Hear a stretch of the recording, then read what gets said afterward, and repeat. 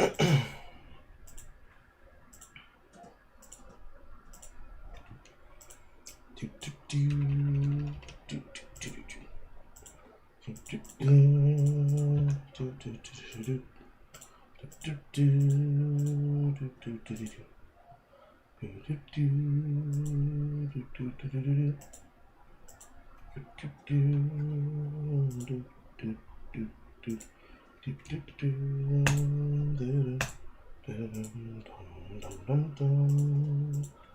need to fix the title.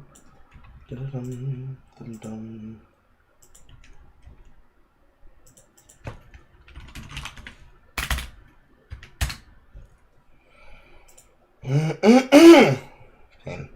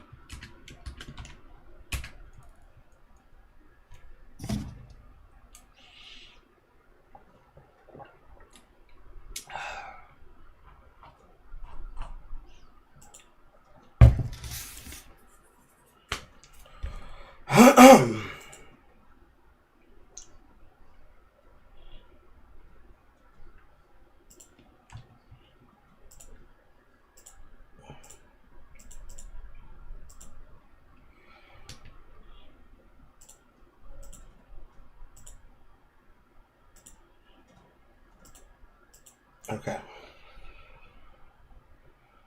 We're where we're supposed to be.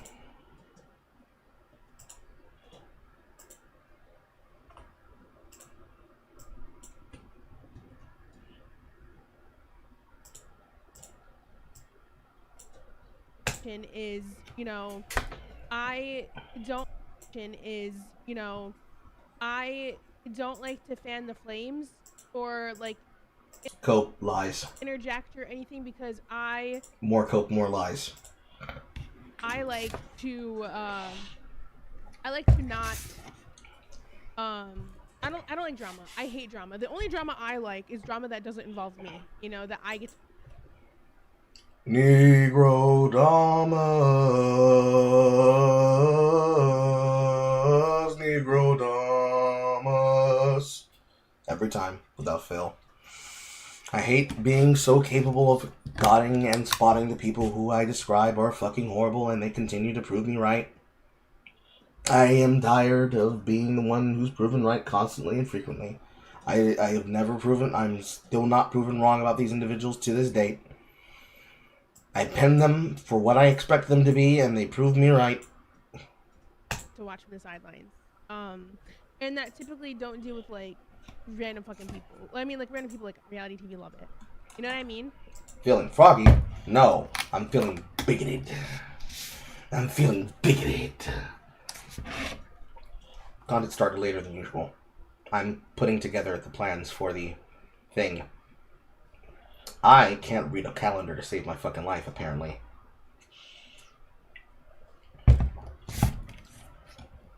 More details about that are inside the server. But, we will wait the day of for me to put out the link to the non-creators that are going to be coming through, because so far we have 4. I don't know how many more we're going to pick up between today, tomorrow, and then Friday. But here's hoping that it's a large contingency of people. Besides that, I'm feeling suicidal, but only because the second half behind this is Leadhead.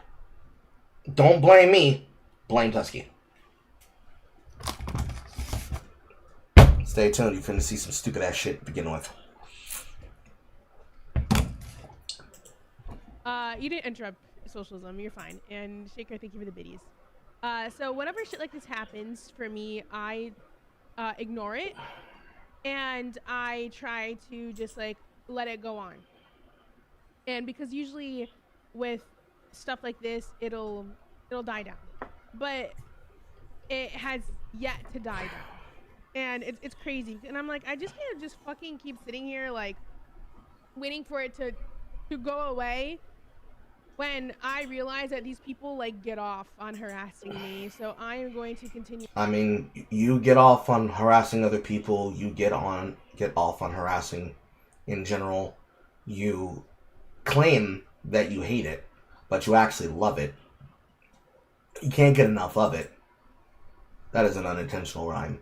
You can't get enough of it. You actively antagonize people on a regular basis. You act as though it is impossible for people to criticize you, Frogan. No clue who that is? Who this is? The people? So far on Boxing Day, it's myself, Aiden Paladin, Horror, and Gar of the Rage. I don't know who else is being found. Unless you're talking about this is Frogan. She's talking about the nail drama. Leadhead.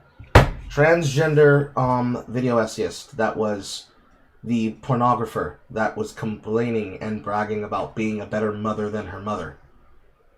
That groomed people into transitioning. Calling themselves running a transy house. While continuing to talk way too much about things nobody asked them to talk about. That's Leadhead. You could revisit some of the Leadhead content on the channel to get yourself really abreasted.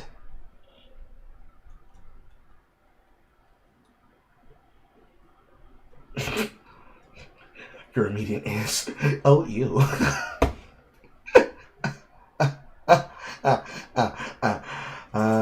Anyways. But no, like, you, Frogan, love to be a part of the drama. You love being in the drama, you love being of the drama, you love antagonizing people about the drama, and at no point in time do you ever stop being a part of that drama unless it no longer benefits you. You let things go on, and you participate in the behavior, but act as though it is impossible to consider why people would have this opinion of your behavior. And it's just because you like being an asshole. So many people on Twitch love being assholes. And you hide behind Hassan so that you don't have to take direct brunt, but you end up taking all of the brunt. That's not a fat joke. You end up taking all of the brunt because you are one of the biggest mouthed individuals that can't shut the fuck up that I have ever seen on Twitch to save my goddamn life. You are worse than Christopher. You are worse than Shark03. Do you know how hard that is? Do you know how hard that is to be a part of that contingency of broadcasters and to find yourself with a bigger mouth than somebody who was hiding behind FD Signifier the moment that he thought he could get away with just having pro-Destiny hate being enough that he wouldn't get targeted, only for him to get targeted by the same level of annoyance that all of us deal with, but it came from the left, from Sebastian, from a foreign man in a foreign land, and then suddenly it's nerfed him out of existence along with all of the other broadcasters that could not float the personalities to continue getting attention because all of their friends too were big, loudmouthed, toxic individuals. These things follow in trades. They are cycles. You guys actively made it a part of your content strategy that you would be antagonistic to any and everybody under the goddamn sun. And you don't stop being antagonistic. You just do it in waves. It's always there. It's a forever campaign. But you do the pushes in waves.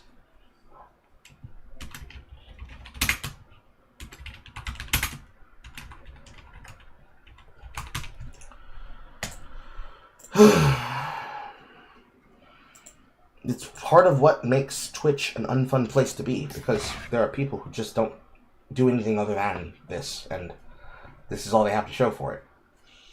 You living my life the way I do and continue doing. You mean not living your life the way that you do? Not living, period? Because I call reacting to constant drama on the internet not living. That's why I don't cover non-stop drama content 24/7. Because it would fry my fucking peanuts. My work, and yeah, I don't. What work? it has yet to die down. And it's crazy. And I'm like, I just need to just fucking keep sitting here, like, waiting for it to go away. I mean, you don't have to sit down and let work go away. You can always go to a gym and work it off, walk it off, wait for it to go away. Get a standing desk, get a walking desk, walk it off. You know, you want your dry face. Exercise while you're at the desk. More than likely, when we run the $1,000 slot machine gamble, and what I'm gonna have to fulfill as a part of the requirement of the 1,000 goal that I never set a number on, one of them is probably going to be the workout exercise that was suggested by Exopressure. Then you can be like me and work the fat off. There are plenty of things you can do. When I realize that these people, like, get off on harassing me, so I am going to continue living my life the way I do and continue doing my work. And yeah. Again, what work? The work of what? Broadcasting and or petitioning his chat room? Soaking up the pity views? Not being able to make a career off of it? Because nobody really has been donating to you? You got all this shit in the background that you don't need? What work? I know what Stardust does. I know what Letterboxd does. People know what I do. People know what majority of content creators do, in general, even if it's just entertaining. Who are you entertaining? Who finds your level of antagonism entertaining other than left-wing people who are seemingly not paying you shit? What work? Yeah, I don't give a fuck about what they have to say. Then why are we making this video? Why am I here? This is a response that you gave after people pressed you about the fact that you have no money, but you got all this time to cry about, oh, woe is me, oh, woe is me. What am I going to do? I'm going to hit poverty, while you were making fun of people's paychecks and money routines. And then a further documentation that was provided when you started having your monetary sources and the actual cost effectiveness of your nail routine questioned by Stardust. This is what you're responding to. Why am I here if you don't give a fuck? Huh? Alright then. So next thing, I don't have a list.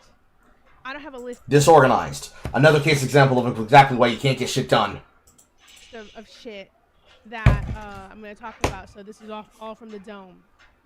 Okay, so one thing going around is people pocket watching me. Well, let's see here. You complain about money. You complain that you're not getting assisted. You're getting sued by a content creator because you tried to steal and siphon his views. You, Denims, Casey Tron, and anybody else amongst the snarkers that have yet to be revealed in the lawsuit, all of you are complaining that the evil Super Jew is taking you for everything you're worth. So, literally part of your complaints come from you explaining to us how exactly you get over on complaining about any of the things happening to you. Like, where do you get off? Where do you get off complaining that you are being accosted for cash and that people are pocket watching you unfairly? You have bragged multiple times about money. You have made fun of other people about how they don't deserve empathy and or sympathy because of things that they did in either military service or as a civilian. And you then eBayed for cash because you got to, number one, put up for the lawsuit, and then number two, have actually something worth for it. Casey Tron's already folded. And assuming that Ethan Klein is actually using his Twitter account and it's not somebody impersonating him as a parody account, if he was to start digging in the ass, no pause, no lube. He just starts digging in the ass, looking for whatever other money he can get out of you, just like he could to Casey Tron, especially since she decided to violate the terms of her apology. Literally, it is worth it to question where your money's coming from. Because how are you affording all this shit but you're dirt fucking broke? How are you running the Arabs podcast at anything other than a loss? Unless you're just dirt fucking broke and borrowing. You can open up your checkbook. You can show off how much you're making. Plenty of you humble brag about your cash to begin with. Demonstrate it. Prove people wrong. Because half the issue of why people look into your nails alone is because you said that you were getting a deal from a friend because you were doing content with her. I have yet to see anything produced from that content that you made with your friend. It's porn? I don't care if it's porn. Like, but is it porn? Is that the reason we ever heard about it? Is that the reason why it's not on the platform? Is that the reason why you're not streaming it?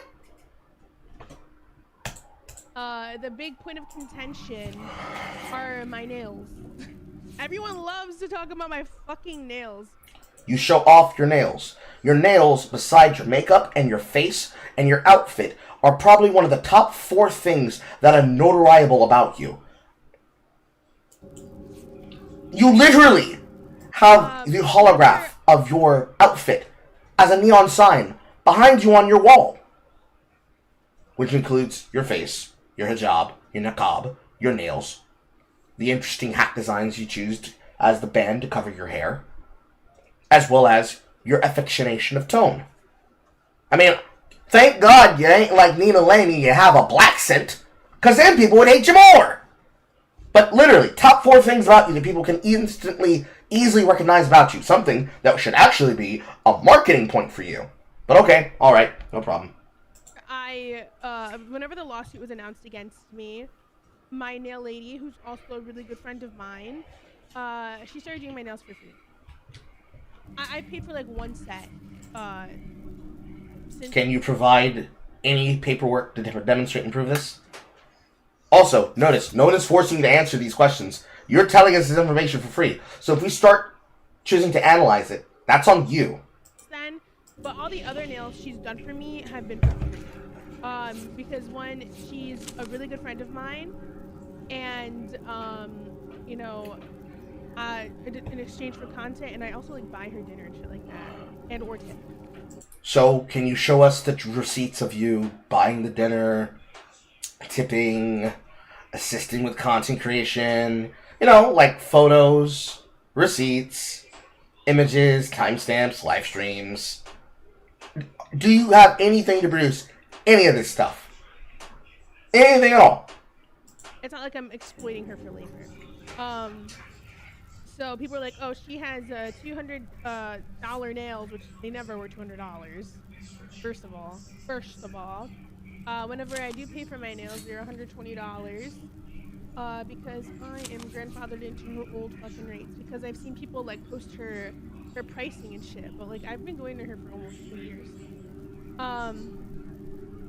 But yeah, no, she's a good friend of mine. I've known her for years at this point. So yeah, these she did for free. These are some she did for free. Another thing people are talking. Case example, that looks like something that's extremely expensive. Why is it that your friend that is a nail tech is doing this for you for free, and they're not helping you in your situation by actually voicing their opinion and demonstrating that this is the true case of where your monetization is coming from? Because there's been plenty of enough research that's been already done by multiple users, but the most done by Stardust about your nails. So, I'm a man, I don't give a fuck. I'm a man, I don't give a fuck. I find it more interesting that you're doing a lot of he and hawing about something that should be very easy to demonstrate. Because unfortunately, while I might be a man, Frogan, I'm a nigga. I know how much nails cost. Because I have been in position of helping the women that I've dated pay for their sets. Now, I can also just do them myself. That comes with being metrosexual. But this complexion means that the amount of money that you pay for the extravagant fucking nail work that you ask for and that you put on, that's not cheap. You're not just wearing fucking acrylics. You're going out and getting something. And then you got all that time to go out to get it while doing all the other fucking bullshit and fucking woo that you're doing. So, what the fuck are we talking about? Because we're not talking cash money. Because if we're talking cash money, your nail sets cost at least $130. I know that for a fact. I know they cost at minimum $130. Maybe she's giving you a lower rate and it's $75. You're spending way too much on them. Because you change your nails as quickly as you would change your hair color. But you can't because you're Muslim. Despite never once seeing you participate in anything that has to do with the religion and faith. Then it just might be something that you do on camera. That'd be a bad accusation to have to make, but I think that's the case. But whatever. Okay, cool, whatever. You didn't miss anything? You didn't get any notification? I don't know about that. YouTube fucks me. That's why I always say people should be in the Discord. But it's nice that you made it. Hey, but are my lashes? I mean, you're wearing fake lashes to begin with. Like, do you need to do all that? Listen, I understand. We all get it. We've all made peace with the fact that men are going to expect a different standard from female streamers than they do from male streamers. I could show up here looking like a fucking ogre, and I can immediately do whatever the fuck I want. If roles were reversed and my woman were the broadcaster, she would have to at least be somewhat put together, because people are going to judge her based on her appearance and look, just as much as they would then judge me being a piece of arm candy hanging off of. And still vice versa. However, even then, no, Tusky, you have not missed Leadhead. That's why it's listed in the order on the title. But in your work, Frogan, it is the case that you spend more on beauty products that you shouldn't need because it is not halal under the Muslim faith, that it leads people to question the reason you do it, other than to be koshik. Okay? Like, that's going to be something natural. It's like if you were to tell me that there's Amish broadcasters on Twitch that stream from the farmstead. First off, why do you have electricity? You're Amish. Secondly, why are you wearing things that show your ankles? You're Amish. You don't believe in that kind of shit. You don't believe in sexuality that way. Half the reason you have to cover yourself, because if you don't cover yourself, you'll be responsible for driving men to lust. Which men, first off. But your religion, I know it, because I used to believe it. Or rather, I used to follow it. So, make it make sense. Where is money coming from for you to be able to afford it? That's it. That's all you gotta do. All you gotta do is explain that. Instead, we're doing a lot of this jibber jabber. That ain't got nothing to do with anything. And you're not showing any evidence of it in the first place either. And yeah, they're like, oh, you get lash extensions. No, the fuck I don't. I wish I did. But they're a waste of goddamn money. I wear cheap strip lashes from Amazon and or Dollar Tree or wherever the fuck cute ones I find. Another accusation I get is I keep my face filled. I wish I had a syringe of filler. Trust me. I wish I had a syringe of filler to touch up my lips. It's been 4 years. I'm trying to be like that lady on the front of the Vanity Fair cover.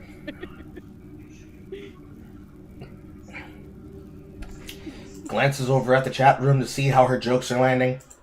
Yeah, I'm trying to be Caroline Levitt. None of the chat room is showing anything at all on the cover, so you can't tell what the chat actually thinks compared to what the actual VOD has, because this VOD has long since been deleted by her. Unfortunately, I'm not. And then the girl was like, yeah, the men may believe you, but I don't. It's like, girl, you get your fucking filler first. How are you gonna come about and talk about how I look when you need it? Name? Can you tell us who you're talking about? Cause there aren't many female broadcasters that are criticizing you that have anything close to your level of décolleté, and none of them put up and put on the way that you do. So that's cope. Anyways, and side note, the bitches that want to talk about how I look, they clearly don't know the cost of beauty products. That's all I'm gonna fucking say. Even if you did paper, who fucking cares? I know. No, but if your lips are filled, they'd be as big as Darcy if you could get it. I don't want my lips that big. I just sometimes I wish I had a little touch up of my top lip. You know what I mean? What else? So then, the whole thing about my nails and my beauty bullshit, whatever, are going around, right? Hold on. I get a deal on my lips because she's my friend. Like, oh my god, you have a fucking filler friend? That's crazy. Getting distracted by her chat room in the middle of her supposed to be putting out a message.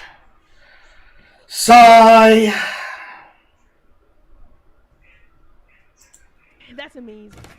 But anyways, so the whole nails thing, like, dude, there's some motherfucker, the one that does like snark on Kayla Naguaria. Why is this motherfucker coming after me? First of all, like, focus on TikTokers, bitch. Don't start talking about me. That's besides the point. So then, Caleb Hammer, who I think that's his name, right? Hammer, Caleb Hammer. I found about Somehow she can't pronounce the name Caleb and Hammer. I found out about him recently because Cass and I were watching his videos at her house, like, randomly, because like his videos are like crazy.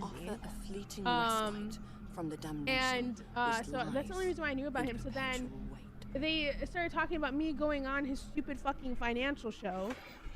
And because you're in financial ruin, and because you're in financial ruin, it is very, very, very, very, very, very, very, very, very, very, very viable to getting you some notoriety and fame and opportunity, as well as the way to pay forward with your financials. Because he offered to literally give... No, I didn't used to be Amish, I used to be Muslim. Gives you opportunities and the financial resources to make yourself successful. He even offered you money directly out of his goddamn pocket for you to go on. And you denied it because optically, you gotta be a snarker and gotta consolidate with the snarkers. Huh? Bro, if I had the opportunity, I would take the fucking opportunity. Because it's a good opportunity. That's a lot of exposure. That's a chance to be able to get the means to set myself up. The chance to be able to have the connections to a person. Like, you denied what was first 5K, then became 10K, then became 20K. Free $200,000. You denied it because of ego. Okay, whatever. What do you say, Frogan? And then they said that he'll donate $10,000 to charity. Then Asmund offered to match it for $20,000 total. Yeah, exactly. For me to go on his show. And I'm like, do I look like a fucking moron idiot to go on your show? Yes, you do. Because you are exactly like the people who go on to Financial Audit. You're literally just coping because you don't want the attention. Like you just said, you love when the drama is not involving you. If you go on to Financial Audit, none of your friends are going to be there to cover for you. None. You're going to be there by yourself, alone, and even though he gave you the opportunity to set this conversation in the tone of whatever you want to talk about, you decided that what you want to talk about is the consistency of the never-ending drama. You want to talk about the way that you're having the conversation, which continues to be the perpetual meme of the fucking dog pile of the left. You want to tell people that they're having the bad conversation. You want to say that they're not valuable and that they're not worthy to have a conversation. Then you want to constantly and forever tone police them and say that they're doing it wrong because it's the way that they're having the conversation that they're having about you. And then you want to cycle right back around again to, well, I wouldn't take their criticism because who are you to tell me to do anything anyways? I mean, the name that you just used is a case example. He's Caleb Hammer. He has one of the top 5 successful podcasts in the USA. That is opportunity, that's his time, that is exposure, and it was money. Money in your hand. Money cash free in your hand, while then giving you accessible tools to then enrich yourself for the future. And you threw it away because of ego and drama.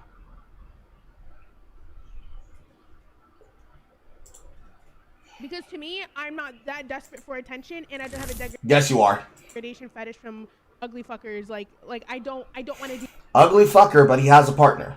Ugly fucker, yet he's rich. Ugly fucker, but he's getting that shit on his dick. Enough that when people accuse him of rape, he's got the ability to show that he has their consent. Because he has security cameras in his house for his protection. As many of you probably discussed when you watched this with Jay. I don't even know if Jay covered specifically this part from Frogan. Maybe she only just covered the guy that was antagonizing Caleb Hammer trying to get attention. Deal with this. I'm not stupid. Okay? I'm not dumb. It's a trap. I know. I'm not, like, the thing is, like, people... It's a trap. Only if you let it be a trap. Unlike leftists, Caleb Hammer and the people like him and myself don't necessarily run hostile broadcast to get people to dono so that we can harass you as a captive audience member. That's something that Anthony Granuccia does. Because those of you who watched that piece featuring Anthony Granuccia, that is what he did to the Tactical Templar. Harassing him through proxy of his chat room to do 2 minutes of hate so that they gave him money so that they can antagonize him and lecture him. Granted, that doesn't mean that the Tactical Templar had good opinions and good things to say, as he was very, very fucking lazy about doing something as simple as finding the resources to create a unique thumbnail for free, because he would rather be lazy and use AI slop. But you guys have the worst opinions about what you think content should be, while actively making shit up every single bit of the way along, while actively denying that you could do better and you could just not cope about it. But you cope about it because it's all about the narrative. You want to control the narrative. You want to control the optics. You're never ever going to go along with the shit unless you're bigger than the person in question. You would never take the conversation with somebody like me, Frogan, because you and your friends would have the idea of no free clout. Yet, the other way around, you would love to attack it, but you would never go on it. Because that doesn't help you do the thing you want to do. I want to believe I'm like some fucking moron. I'm not. So, I thought that was gonna die down, but it just kept going and going and going. So, I made a statement because I'm like, you know what, fuck this shit. I don't need a YouTube financial advisor who doesn't even have the accreditation to do this, by the way. He's just a YouTuber that does it. I've seen the type of people he has on his show, and that's not me. You know what I mean? Regarding the situation that happened with Capri on Friday, what he said was fucking rude. I had a normal reaction to something, like a rude thing. You know what I mean? A very fucking rude thing. I feel like my reaction was normal, and I cried about it because it hurt my feelings. That's valid. You're allowed to cry, but you all get to cry and play victim permanently. That's where a lot of us break bread with you. Because that insists that you are allowed to get away with acting like the worst fucking contemptual asshole entirely on multiple platforms. And that if you cry, oh my god, she has tears, guys, we have to be nice. No, you're not a nice person. As long as we're not calling for your death and we're not justifying reasons why you should be harassed, because criticism isn't harassment. It's also not endearment or incitement. You don't get to sit there and do this bad behavior to other people, like Ethan Klein, or to whoever you want to attack, and then say, oh, but I'm just a smaller streamer. I'm just a smaller streamer. You can't bully me. You're trying to bully and twat me. You're trying to bully and twat me on your content. I'm not stupid. I won't go and be a victim for your content. At the same time that you're over here telling people that I hope the veterans get PTSD. I hope that you can't fucking sit still. I hope your head and your hands shake. I hope that you can't breathe when you're in the room with other people. You can't say shit like that. So sorry. You don't get to bloody my lip and then ask us for band-aids while acting like a moral coward. It's just not acceptable. It's not ready. It's just not fucking acceptable, Frogan. And whenever I'm talking on stream or whatever, I don't assume people are like clipping or watching, you know what I mean? I just assume that I'm talking to the community. And as I mentioned in my post, I don't have to clip on because he's a fucking weirdo. You know what I mean? I have my clips out because, you know, they constantly clip farm me. They clip me out of contact, which has happened multiple times before. And yeah, so they sat here and I mean, that's a lie. You weren't clipped out of context. In fact, the very video that we're reacting to right now is something that was taken in a full VOD. Because multiple people asked for the full response, not just a clip chimp of pieces of the response. Now, there are people that are like, I'd like to hear the meat and potatoes because they don't want to listen to 30 minutes of you whining. Because then that turns into 2 hours of discussion about your behavior with examples given. But, if we're being serious, you, as a member of the left wing, are a part of the people who clip chimp everybody else because you want to have your thought-terminating cliches that allow you to dismiss other people, so that when you can bring it up to people, you can give them a reference and material so you can be able to harass them at a later date. While then saying, actually, no, that's not how the platform works, so you can hide your bad behavior and hide your hands. That's why the YouTubers look at you guys the way that we do. It's why people who are both on Twitch and YouTube look at you the way that we do. Because we know what you're doing. We know your tricks. We know you're lying. We expose how you're doing it. And when we do it the same way that Boogie was exposed, the same way that Boulder Boy was exposed, the way Matt Jarbo, the way that Matt Jarbo was exposed, the way that any person that could falsify use of the DMCA platform, falsify use of report platforms, couldn't have to show in the back end, okay, show me where you have the archive of this thing. Show me where you have the reports of this stuff. You don't come forward with it. You don't come forward with it for shit. Because you know that people who aren't stupid would know that you're full of shit. But it's always a case of big bank take a little bank. You always use size queens and size queenery to get over that standard. It's gay. screen recorded it and posted it on LSF. Oh, boo-hoo. Livestream fails. The mainstream platform that medium and large size creators in scenes and spaces like yours can be able to use to monetize content involvement. Boo-hoo. Boo-hoo-hoo. Poor you. Getting opportunity to get clipped and be involved in drama without having to actually do any serious work. Boo, boo-hoo, boo-hoo.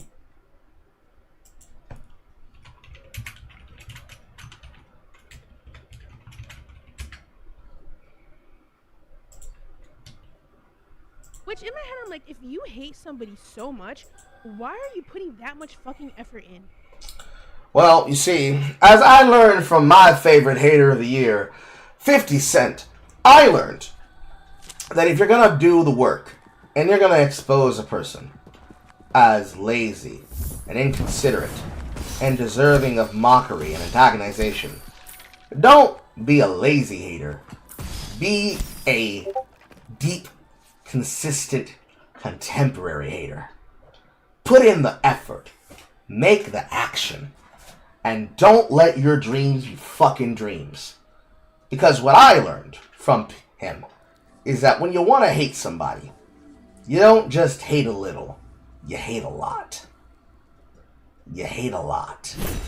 And you hate a lot because if you don't hate a lot, you let them get away with this, that, and the fucking third. Might seem silly, but I'll explain. Frogan, you go out of your way to say these things about people. And you act that way. But I ask you, where is this energy when you and all of LSF, when you and all of the WL and Poggers community, hiding behind the majority of LSF, hiding behind the majority of the group opinions of One True King, the ones that are friends with Cutie Cinderella and Ludwig, where was any of this energy for any of the shit that y'all were doing to Ethan Klein? Why is it different? Why is it different? Why is it different now when you were doing it to Ethan Klein and shit than in this moment for you? Why is it different? I want to know. Why is it different? Why is it different? Why are you special? Because if you can't tell me the reason why, the answer is because when we say that you did something, we need to make sure that you can't escape the criticism. Because when we say you did a thing and that thing is true, you're going to say, no, it's not, and I'm going to bring out my evidence and slap it on the table, just like he did that entire documentary and say, yes, the fuck it is. And I'm going to sit there And I'm gonna have them wondering, how did I get the camera angles for the shit that I did? Like, that's what we're supposed to do. Like, I need to hate on you like the Reverse Flash. I need to be in the back of the room, watching and waiting, so that when I premiere the documentary, there is no denying it. I have to use clips from your channel to prove it, not clips from me. Not things that I could bring up. Because that's how serious it is, holding you and other people to account. It's like Rob's Media. It's like Glitch Poachers. It's like the commentary community. You say something, we know it's wrong, we prove you wrong with your own fucking clips, you get mad, you say, why are you stalking me? Why are you stalking me? Why are you obsessed with me? And unlike people that would be bullied into being like, well, I don't want to seem like a hater, be like, yeah, I don't like you. Like, I don't know you enough to personally hate you, because hating you involves emotions. I don't think about you, but I do think about the bad behavior that you have, that it makes an impression on everybody else on the platform, and this example needs to start being stamped out. Simple as that. Doesn't require emotion, Frogan. And if it does, well, might as well put in the work. Because as much as one should monetize your haters, you should monetize lolcows and milk them for everything they're fucking worth. Like, if I don't like somebody, I move on with my fucking life. Liar! You know? Like, if they want to talk about how I spend my time and what I spend my time doing, look at how you're fucking spending your time. And these are grown-ass men. Oh, yes. Grown-ass men. Grown-ass man, grown-ass man, look at you, you're a grown-ass man criticizing me like this. You're a grown-ass man and I'm a woman. You're a grown-ass man and I'm a child. Grown-ass man, oh, shut the fuck up. We are so tired of hearing that. I am so tired of hearing that. I was tired of hearing that after 2014. If you can't fucking handle being in this rough and tumble world, if you want to be a little piggy rolling around in the shit and mud, then you better be ready to open up your mouth and taste some shit. Otherwise, don't complain about the consequences of the environment that you formulated. We didn't ask for Twitch to become what you motherfuckers made it into. But I can promise you, I'm not going to fucking sit here and let you fucking say, oh my god, you can't behave like that. You don't get to tone police anybody. You're the worst of the worst.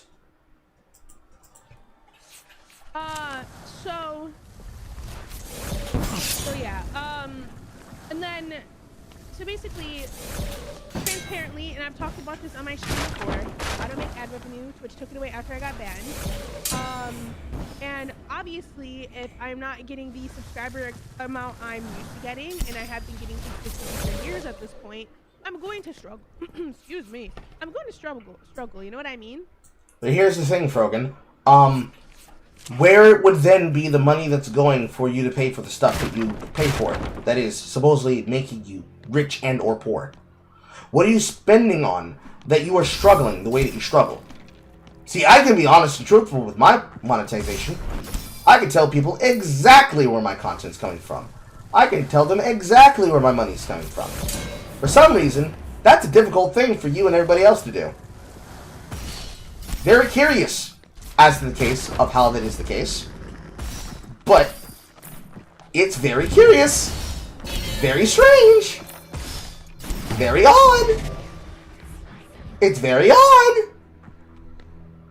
Because this is the case for almost all of you. Not yet.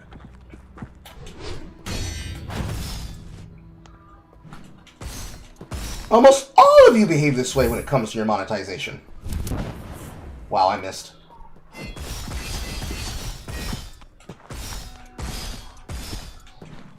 So, make it make sense to me, Frogan. Why is it different when it's you? I, unlike most streamers on this platform, rely strictly on subscriber revenue, and that revenue is a big part of my income.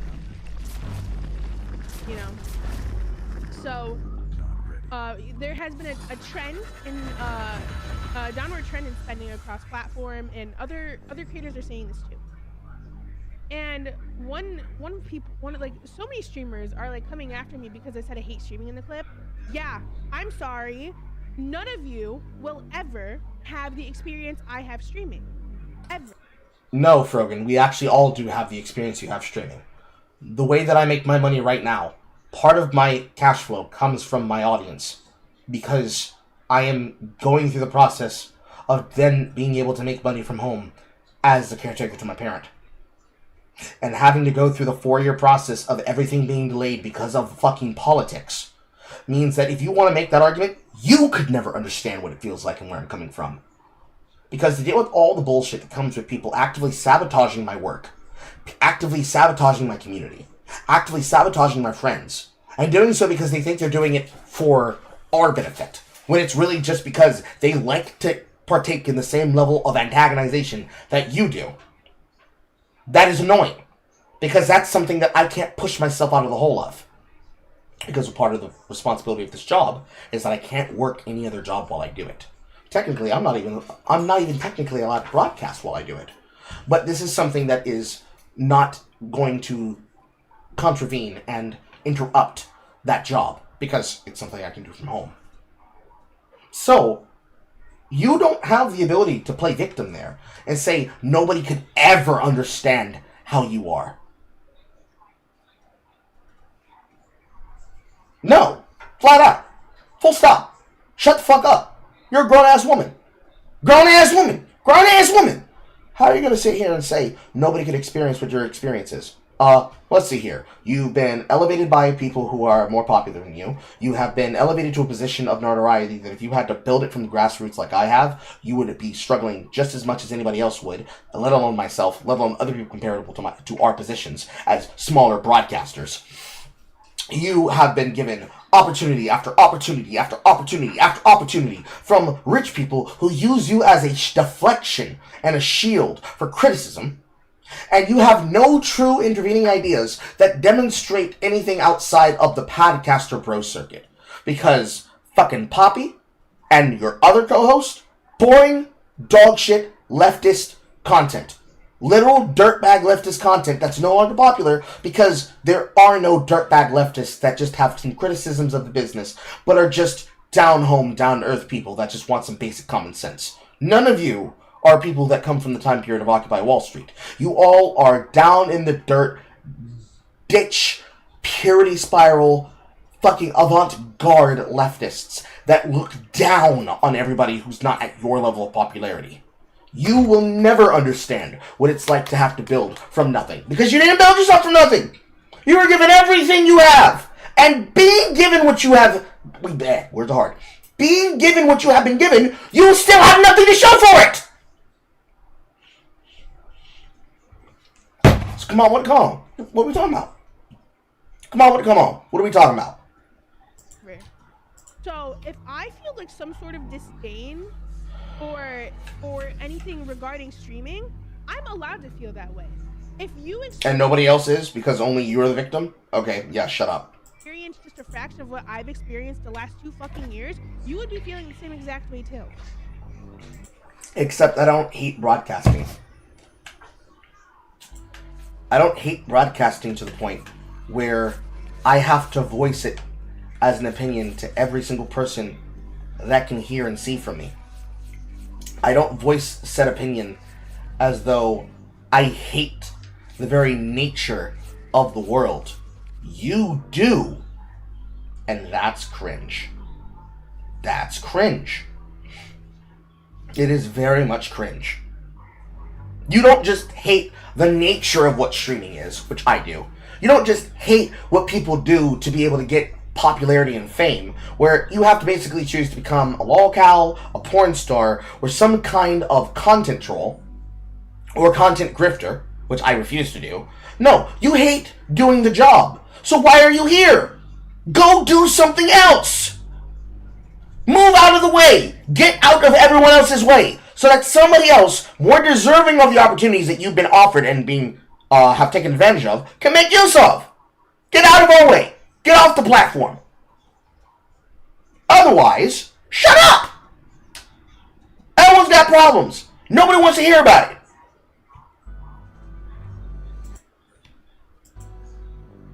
You know? They would be feeling the same exact way. Like, oh, she doesn't appreciate her community, blah, blah, blah. I'm like, yeah, the fuck I do. And I say this so often to you guys here. You know? And then they say like, oh, she's begging for subs on her stream. I'm sorry. In the clip, I wasn't against the subs. I, along with every other fucking streamer who does streaming full time, ask for subscribers every so often because, that's what pays our fucking bills. You know what I mean? A lot of people are like, if you're doing streaming for the money, then quit. It's like, this is my job, first of all. Second of all, how come this narrative isn't pushed to people that do subathons that are trying to break records? Like Kai, like FaZe, like Iron Mouse. It is pushed on them. It's bad for the industry. Because the implication of what broadcasting has become, Frogan, is that instead of being vibe-based and personality-based, it's event-based. You don't come to watch what's being said by the person who you already are a fan of to see what content they're producing. It's become something that you come through because they've become an extravaganza of themselves. They have become a spectacle that must be consumed and witnessed and must be a part of from the top to the bottom.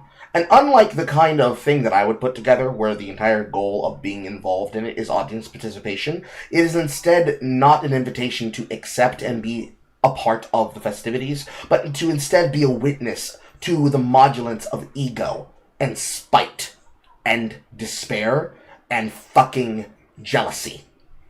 Because you, while crying about pocket watching, just name-checked 3 different types of broadcasters that you're pocket watching. The VTubers, the clan orgs, and people who are not in your orbit that are killing it in the streaming game because they are at least doing the spectacle streaming right. Which is that they're content creators that are personality first and that people come to watch what they're doing and they have all this money to throw into the setup of how they do the shit that they do, that they can go on trips to Africa, which is what is about to happen. Yes, Avalon, hello.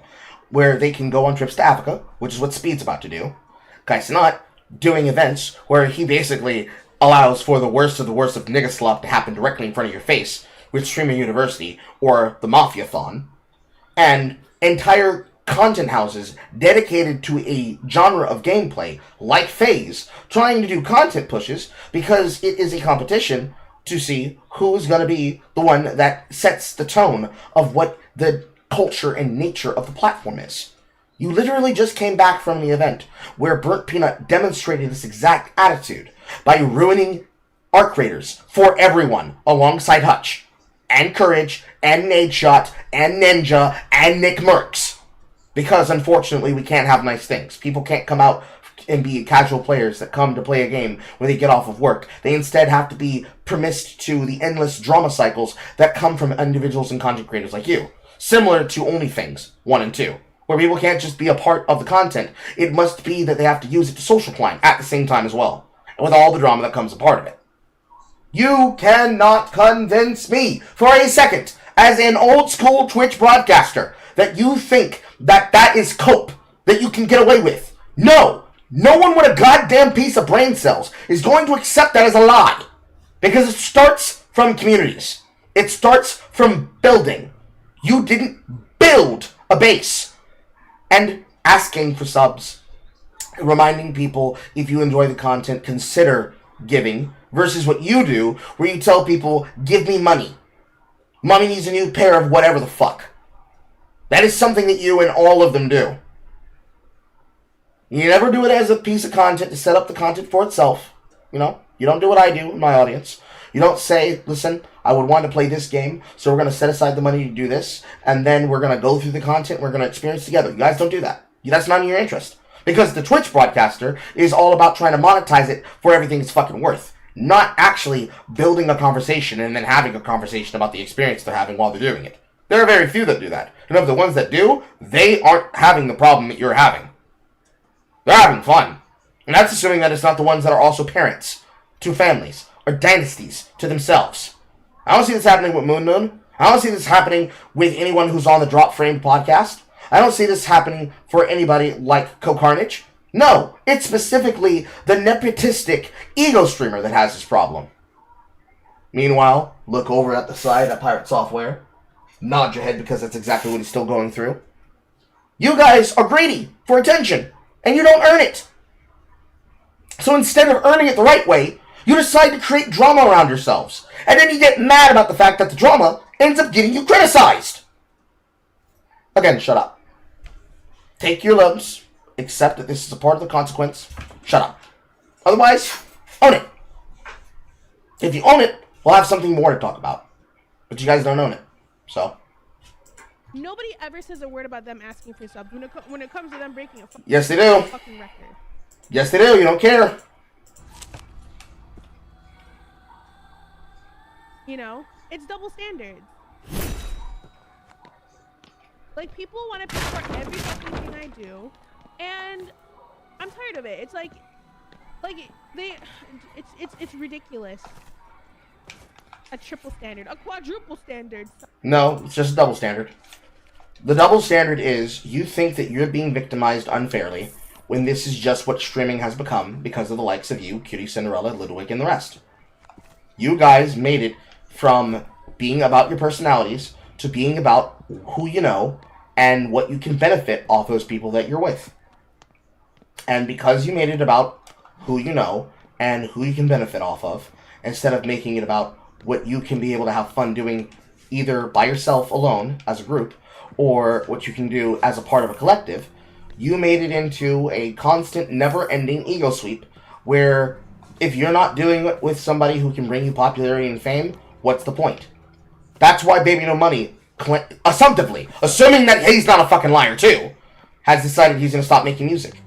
Because he used his opportunities to get close to your side of broadcasting. He used you, he used Cutie Cinderella, he used the entirety of One True King, he used Vanilla Mace, and he did it all so that he could be ingrained with people like Hassan Piker. Because he's going to basically use you all to make money. It's the same thing all of you all have done, the same way. Same thing with Bakare, same thing with other content creators. It is the case that this is just what you guys do. And coping about it's not going to change the fact that it's the case that it continues to happen this way. Because it is. It is exactly how you guys have made your money. You've never made it from actually making good content. You've made it from being leftoids that were fucking narcissistic and decided that any person who you can't outmog is someone who needs to be called a diddy-ass loser or a diddy-ass pedophile. So, if you're going to cope, okay, by all means, cope. But don't act like it is anything other than what it is.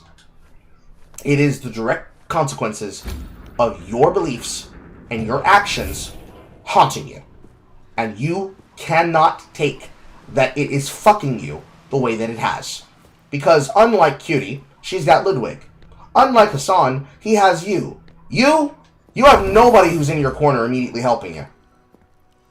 They don't want to. Because if they help you, then they get hit. Then they get attacked. Call it for what it is. Consider it for what it is. But at no point in time do you say, I don't get why it's happening to me. You're not a victim. You know better. You just don't care. And if you were to care more, probably wouldn't be that big of a fucking deal. But it continues to be that big of a deal. Because that is, in fact, the way that this conversation goes. Every single time. Woe is me, woe is me. Why can't anybody see where I'm coming from? It's always the case that I'm being bullied. But then when we actually look into it, it's that actually, no, you're just getting victimized by your own stupidity. And you can't take the fact that that is what's happening to you. Okay. By all means, complain about it. See what happens next. I bet it's going to keep happening. Some may say.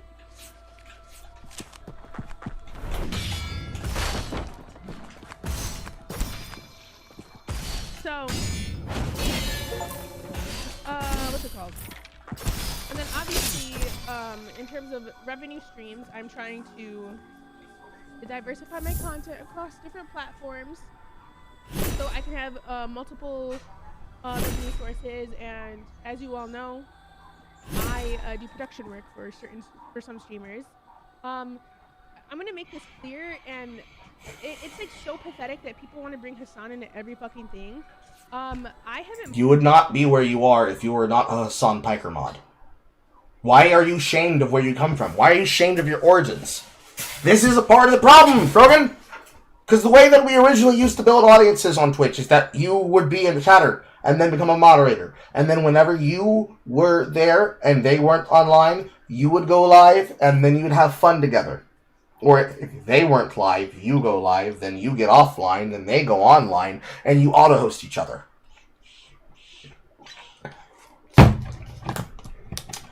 How are you going to get mad about this when literally Caseytron had to say, yeah, actually, I was really disheartened by the fact that Hassan said that he would help us and he didn't help us.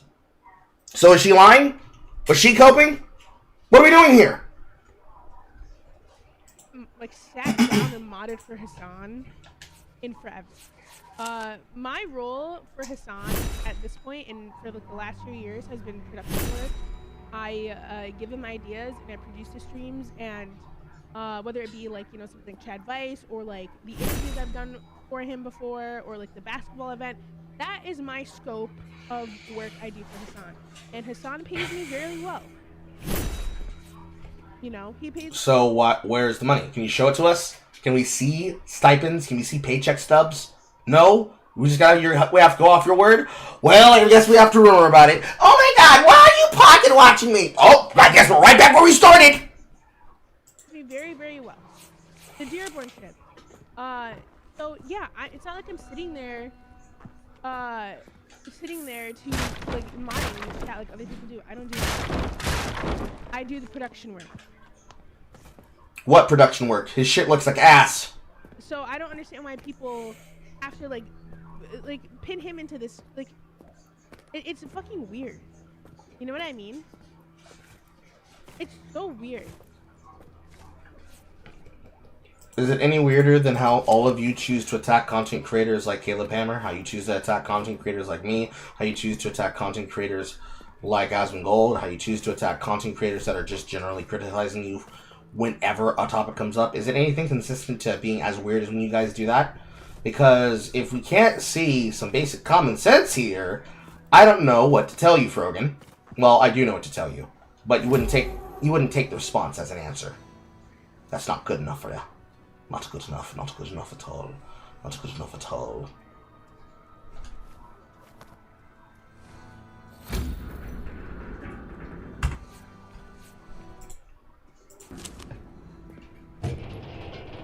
Yeah, no, they pin me, like, I'm technically modded in his chat, but other people are modded in his chat too. And if I were to mod in his chat, he would pay me for that too, but I don't mod in his chat. You know? People want to make fun of people fucking person. He's not. Spoiler alert. He says he's modded in his chat, it's not that he's adapted.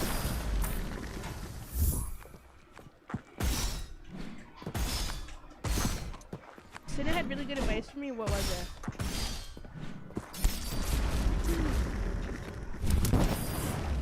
Oh, and then so after I responded to Caleb, like I said, my financial struggles aren't for me, like with because of poor budgeting or frivolous spending, like all the people on a show. I'm not going on a show. I don't align with the I don't want to do it, and I don't really care. Okay, I don't care if like, I'm gonna be completely honest. I like donating $20,000 to charity if I go onto the show. It's not dangling if you don't need it, so why are you complaining about it? Show is like fucking ridiculous and stupid, and it's a way to try to make me look bad if I don't want to show, which at this point I don't give a fuck. Then why are you bringing it up again for a second time, third time technically? It seems like you give a fuck a lot. I don't care. I respect myself enough, and I am smart enough to know that it's a trap, and I'm not fucking stupid. So if you respected yourself enough, Frogan, then you would have never done things like say, I hope all veterans in the military get PTSD. And then for you to correct yourself and say, well, the ones that didn't participate in a genocide, the ones that didn't try to do war, the ones that didn't try to ruin people's lives, only those ones I'm sorry about. Everyone else, fuck you. You would have never done that. You would have never tried to call out Tectone. You would have been classy. You would have kept it simple, sweet, you would have focused on what was important, you would have kept it fucking pushing. You did not do that. That was not what you were interested in. That is not what you focused on. That is not what you said. That is not how you behaved. It's not how you continue to keep yourself in your behavior. It's not how you choose to talk on about situations and issues and topics on your broadcast in any serious way that you could describe it. You go out of your way to antagonize people and to act as though the only way for things to be done is for you to be a bitch. A horrible, horrible, horrible, horrible, annoying person to everyone you come across. Because you gotta be as mean as possible to as many people. Because otherwise, you don't get your money as a part of the left wing. You're not performative enough. You're not antagonistic enough to get the clout. You know what I mean? Like, I've seen the last few videos he's posted. He's posted about Denims. He's posted about Casey. He's posted about Hassan.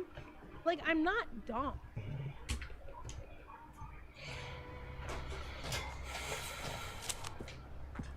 Also, that's bullshit.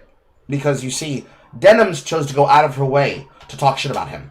So, she did something that you didn't, which was accept going onto his show. Don't know if anything came of it. But hey, I guess she's stupid enough to take the bait. Oh!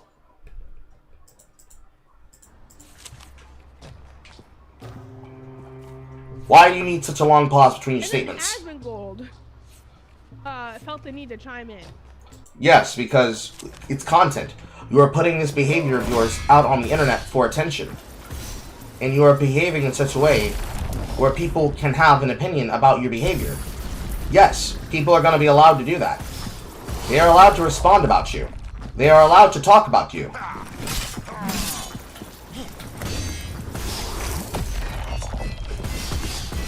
They are allowed to do all this and more about things involving you and the stuff that you choose to get involved in.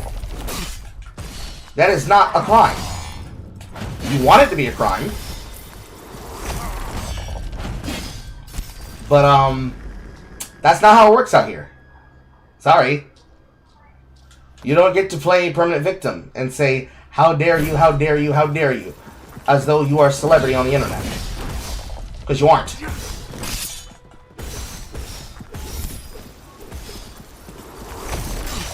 The weirdest part is probably your need to act as though that you get to have that as the consideration for how you choose to go about the consortium of the people that you talk with. As though they are not allowed to discuss things that involve you in content because you don't like them. So sorry, you can block his account for all you want. No one's saying that you can't block him, but blocking him does not make him stop existing. If you want to go through another round of the deplorables, by all means, do that. And watch how that doesn't change a goddamn thing. But otherwise, let's not cope to ourselves.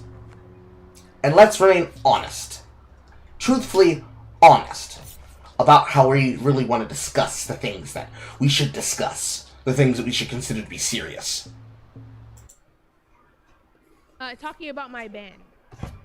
And he was like, the only thing wrong about your ban is that it wasn't permanent. Frogan once told Ludwig, who was going to donate 10K to Palestinian relief, to keep his money, then call them a Catholic. Also, let's not forget this classic. And then it's a fucking PTSD soldier clip. And it's like, yeah, you did something that was, you called a person a slur, and then you attacked to protect its status. If anybody else, myself for example, had done that, it would have been a permanent ban. And we wouldn't have had any ability to overturn it. Because it's not about what you know, it's about who you know, and about who's in your corner. 100%. Do you deny it? It sounds like you're trying to deny it, despite benefiting from it. First of all, you don't care about Palestinians because you said they deserve to be genocided, and you were banned for 2 fucking weeks for that. Right. Okay, so now we're talking about whose ban lasts more. Well, you see, I'm more innocent because I didn't get banned for that long, and yours was worse because blah, blah, blah, blah. Shut up, no one cares. I don't care. I don't care. I don't care. I don't care. I don't care. It has nothing to do with the material of the problem. I don't care. And that's why most people dislike you. Because suddenly, you pull out a small little child, and suddenly you have an easy, baked defense to defend yourself from having to do bad behavior. But I was fighting for Palestine, which means it's okay. You were just being an evil bigot, which means you're a Nazi, which means you deserve to die in a fire. Forehead. Why is it so bad for me to talk about? Eye roll. Eye roll. Right or wrong. So don't try to be a holier than thou, trying to act like you're this like really whole like this Boing flip, right back at you, bitch. holy person. Second of all, you're literally a fucking Nazi. Citation needed. Where? Because Nazi, as people I don't like, yeah, most people don't like you. And if you classify all of those people as Nazis, I suppose that makes sense to you. But, no, he's not a Nazi. I'm not a Nazi either. Any person who criticizes you isn't a Nazi for criticizing you. You just don't like being criticized. Get the fuck out of here with this.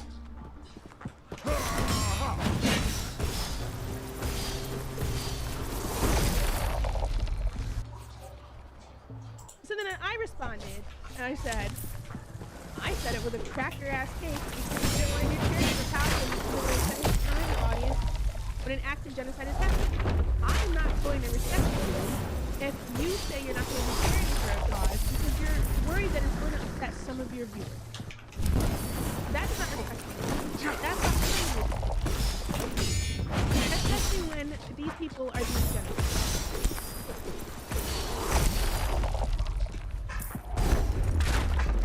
You know?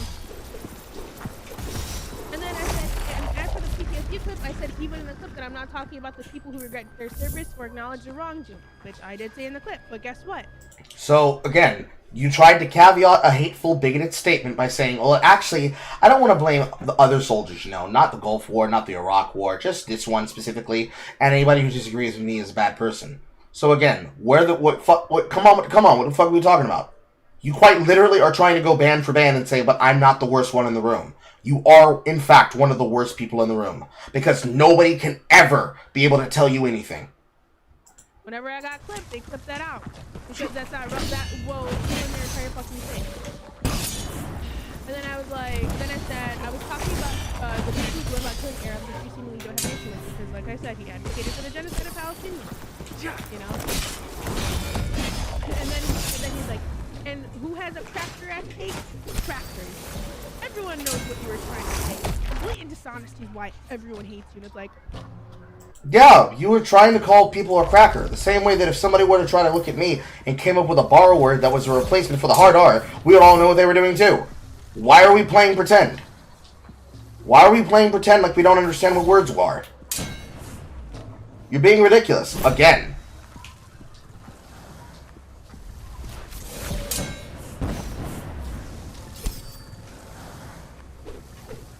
I don't understand why you have this need to pretend that words do not do what words do, which is express meaning. If we can understand the meaning of you trying to tell somebody that they deserve PTSD because they are allegedly a cracker, and somehow this discussion sidesteps everything that a person can describe as a part of the bad behavior that you are exhibiting, it is entirely possible that you might have to accept that you are doing the thing that makes you annoying to all the people involved that have to deal with you.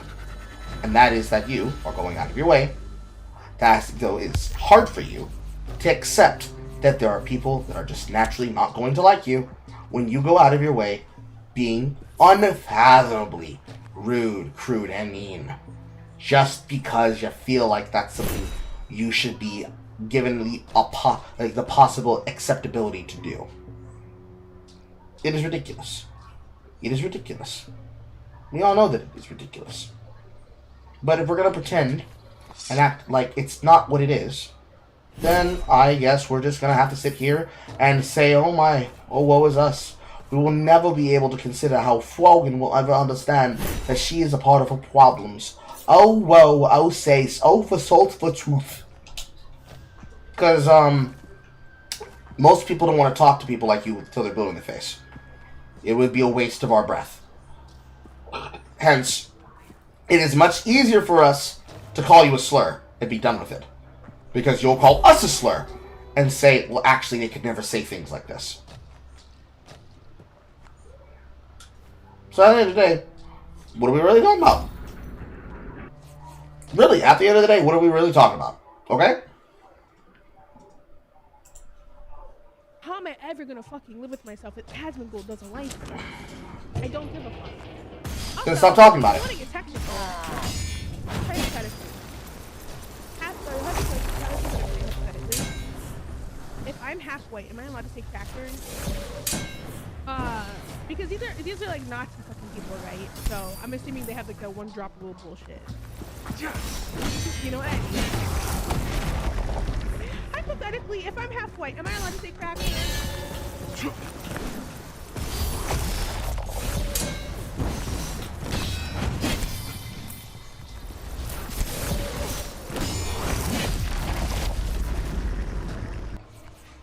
He writes for his dumb fuck audience. The people so dumb their favorite color is 5. That's crazy. Casual bullying of people who are in his audience instead of just hating the content creator. You want to hate the audience too. And then also saying, if I'm half white, can I say cracker? You probably shouldn't. I mean, you are white. I don't see anything that suggests that you are a genetic Muslim.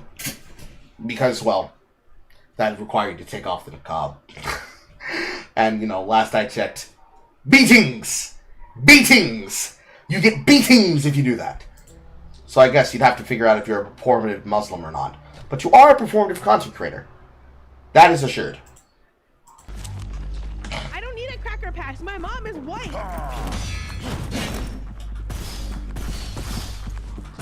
Also, I said it was a cracker ass thing. I didn't call anybody a cracker.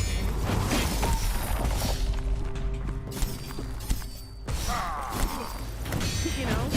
Also, my mom gave me the pass I asked her whenever I got conflicted. She said, yeah.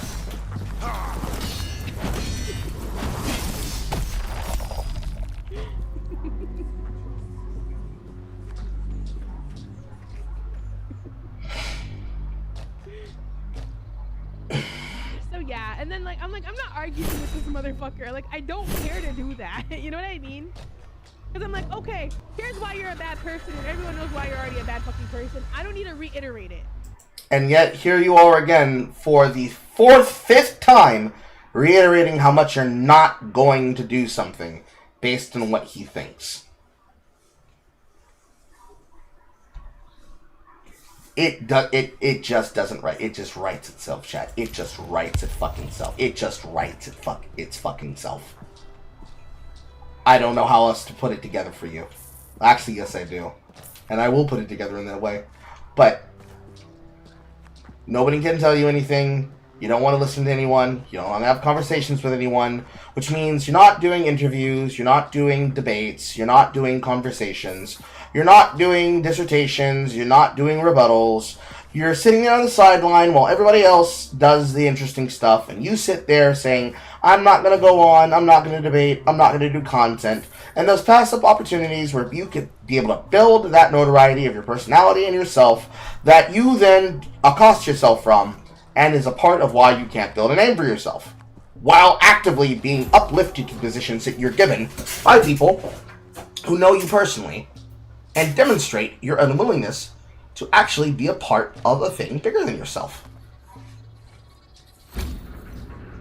By all definition, girl, that is cringe. By all definition, girl, that is cringe. And it is also cap. But hey, what do I know? I'm just some black guy.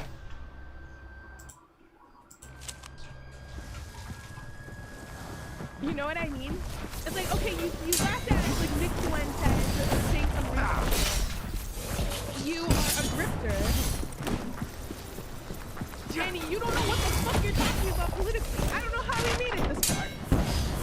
Actually, I'll tell you how he made it this far. Because he's so fucking stupid and dumb that he's catering to the dumb fucks on this platform and people that don't understand politics and can't conceptualize anything beyond 3rd grade reading level, and that's his audience. Said the person who streams for a broadcaster who is politically incapable of understanding basic things like principles that apply to multiple countries at a time.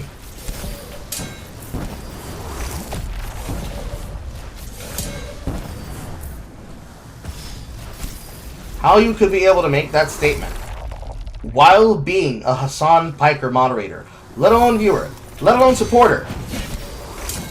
That is a laugh and a half. That, truthfully, is in fact a laugh and a half.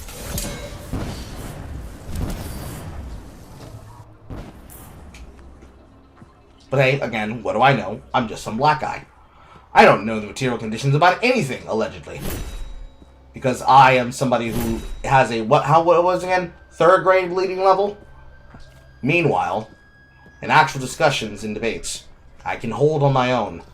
But, you know, I'm not a known figure. So, does it really matter? I'm also not a political figure, so I don't care. But okay, 3rd grade bleeding level, panders to the lowest common denominator, so what is a snarker? Are they the people who you pander to that have a 5th grade bleeding level? I guess they must be. I guess they must be. That's exactly why. That's how his audience grew so big, because they're all fucking stupid, just like him.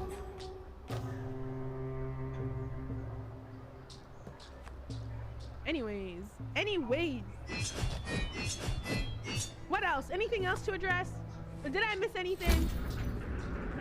Any questions, comments, answers?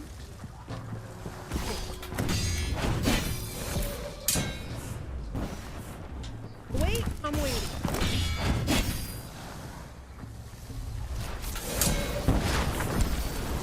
I'm not having any, I have filler. I just haven't got filler in 4 years. I have filler. I just have not gotten it for filler in 4 years. It dissolves, girl. I know. I know. But trust me, like I said, I wish I had a bro. I wish I had a fucking syringe, bro. I wish. Why do you pay $5,000 for my nails, bro? I wish. I fucking wish.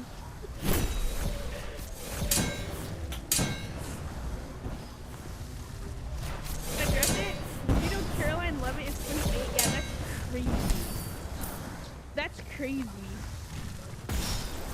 She looks really old. And that's what happens when you're a fucking racist person. You age like milk. You know? Said Frogan, the person who is bigoted and racist to everybody. Her pores were crazy.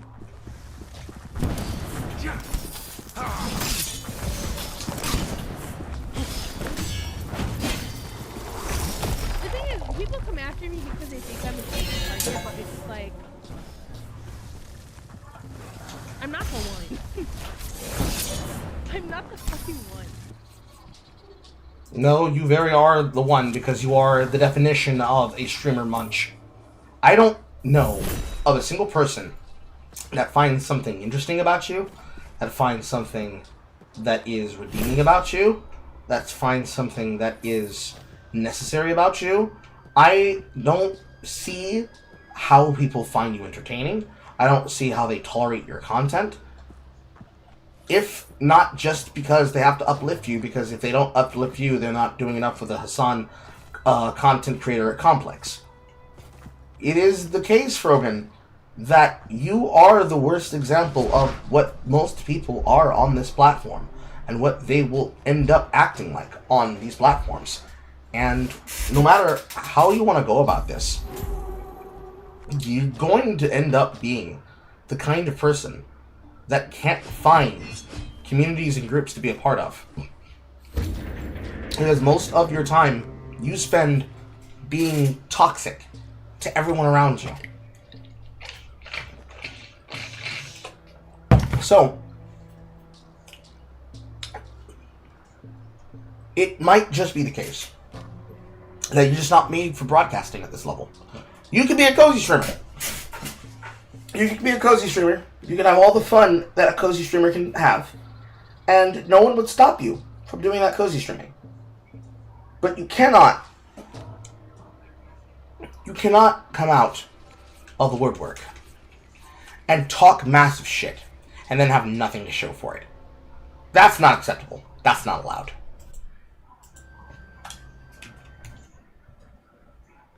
Artist, thank you so much for the sub. Calamari, thank you for the sub. Caitlin, thank you for the gifty. Replay K, thank you for the sub. Socialism or barbarism, thank you for the 10 gifted. I appreciate you all so much.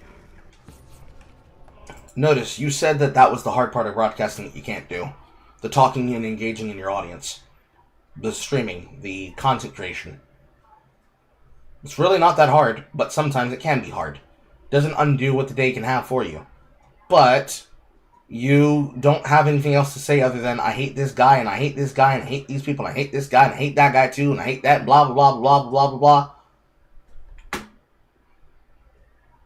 If you're going to be that uneventful, then just change the content that you do. I don't see how it's so goddamn hard. Other than the fact that you don't want to change.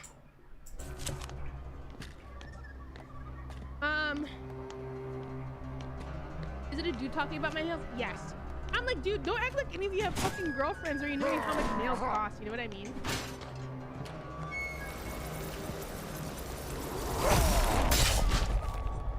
Sorry. Thank you so much for the sub. Spaghetti King. Thank you for the gift. Yeah, and another thing I want to say is, you know, like, unlike most the streamers in this industry, I fortunately have a life outside of content and a life outside of the internet. Okay? We don't believe that because you don't even demonstrate that as the case. You just disappear for moments at a time because you don't ever actually go live the way that normal broadcasters would. You could never do my schedule. Never. You could never pull a 16-hour stream. You could barely pull an 8-hour stream if it's not about other drama involving other people. Never. Never, never, never, never, never, never, never. You can never bring up something of your own interest that you could talk about. Because you don't seem to have any interest outside of spending money, eating food, and talking shit about other people on the internet. So, no, shut up. I don't rely on the internet or any of this bullshit to keep me for social interaction. I have relationships outside of this. Liar!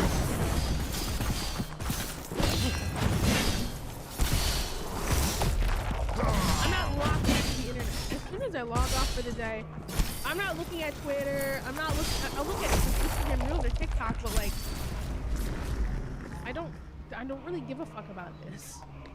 You know what I mean? But the funniest shit I've been seeing on the timeline is where people are like, yeah, I'm a streamer and I'm full-time, and yeah, what she said about hating streaming is so fire. Girl, look at the fucking shit people say about me. Go enjoy your fucking stream. Colton, thank you so much for the prime. You have healthy boundaries, that's why you're normal. I always think that like you peak at the age in which you started streaming, right? Mentally. And especially if you didn't have a real job before streaming. If you didn't have a real fucking job before streaming, game fucking over. Interesting opinion, Frogan. What do you do for work? What did you do before you became a broadcaster? Or before you decided to take on the hobby and then the career path of becoming a broadcaster on a platform? Everybody's wondering. Nobody knows. I know what I did. My resume's public. And even if that resume would be found on LinkedIn, people have seen the kind of work that I do, as well as the shit that I deal with. Some people are unlucky enough to sometimes hear what I deal with. Come on, produce it. If we're not going to do anything other than being women worsters, perhaps don't make dumbass opinions that can then be applied to yourself. Because it's still cope at the end of the day. Yeah, meanwhile, people screen recording my whole stream. Exactly. Well, if you didn't... And I never wanted... Pause. Well, if you guys didn't have this penchant of constantly trying to delete the evidence of the things that you said while being rude and incredibly fucking annoying while you did it, it would be the case that people wouldn't have to do that. But that is in fact what you guys do. So people have to do that.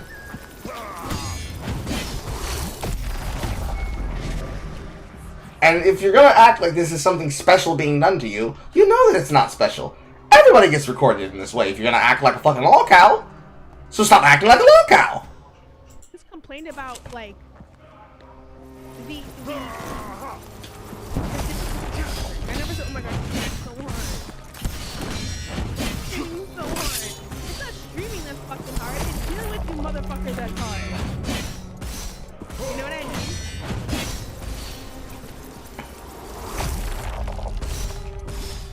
Because the people that say streaming is harder than like a normal job, I'm like, you're dumb. I've never said that.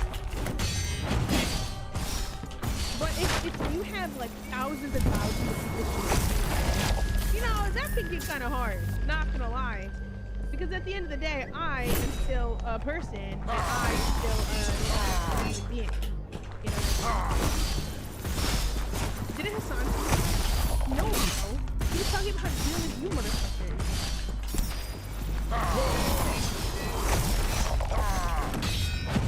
You broke your ankle 3 times yesterday?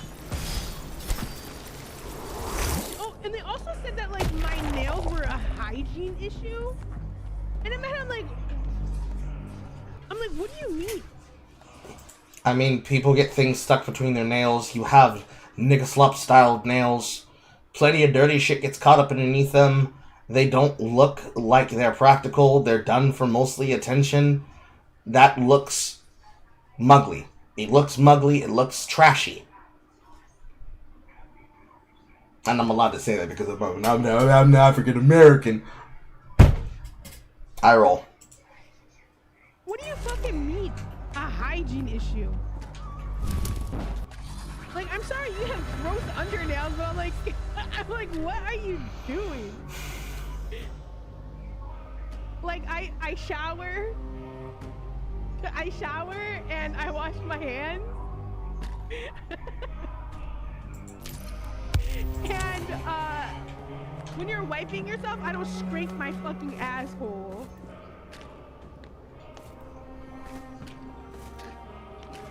The vision of classiness. That's the shit that made me die. I'm like, what are you talking about? A hygiene issue? Like, yeah, you're dirty because you have nails. I'm like, okay, dude. Let's see your fucking nails. Let's see your nails.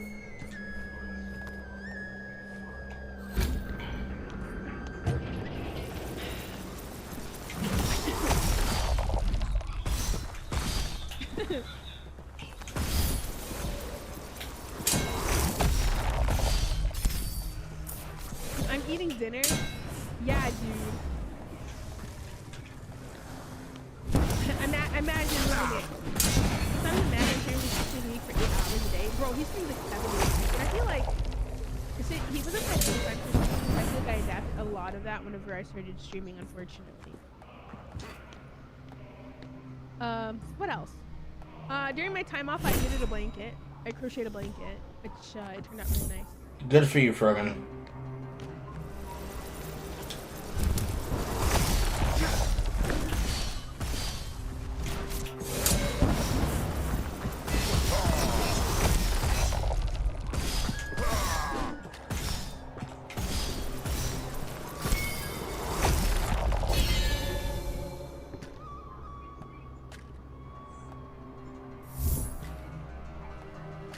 And the clip just ends there.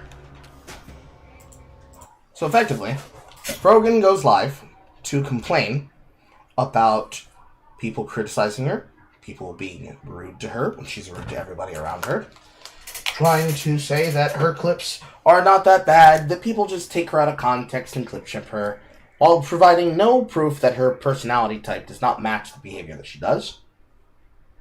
And just behaving the way that everyone expects a nepotistic Twitch broadcaster held up by other people who didn't have to earn it on her own to act like. Maybe it's different if you hear it from me compared if you heard it from Jay. This is the kind of person I never want to be. This is the kind of broadcaster I never want to fucking be. And fortunately, because I chose to go be grassroots and not suck my cock and be a social climber to get to that position, I'm not. But it all comes with its problems, man. It all comes with its issues and its problems and the issues and behavior that comes with people acting the way that they do because of things that they do because they have to keep up appearances. Unfortunately, that means we come to the part that all of you are dreading. Or some of you are happy to see, because I'm going to dread it. Prepare yourselves for Leadhead Samsara.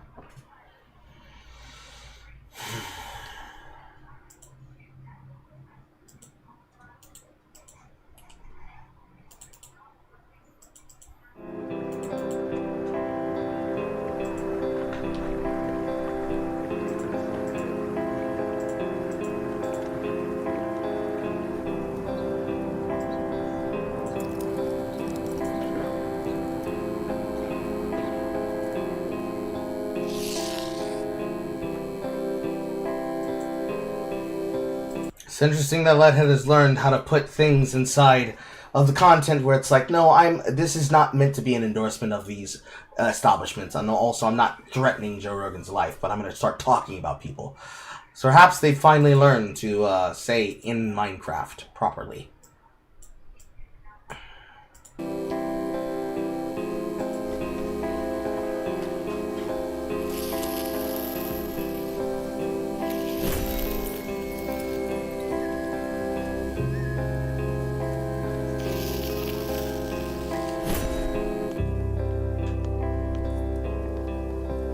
Did you know that there are people right now trying to kill you?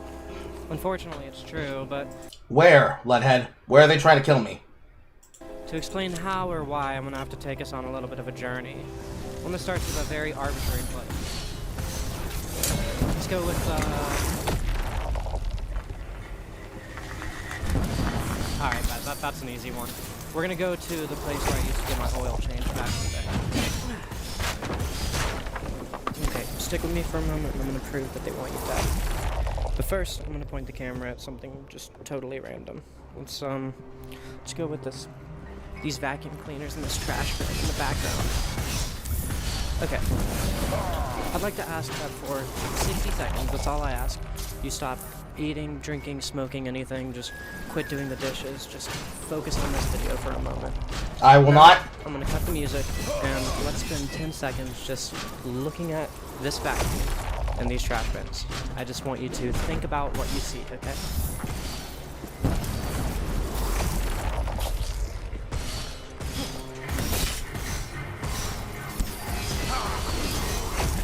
Alright, cool. Hold on to that.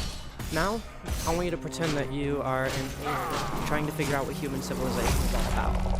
What conclusions can you draw about humanity or even just life in general from these trash bins and this vacuum? Let's go for 20 seconds this time.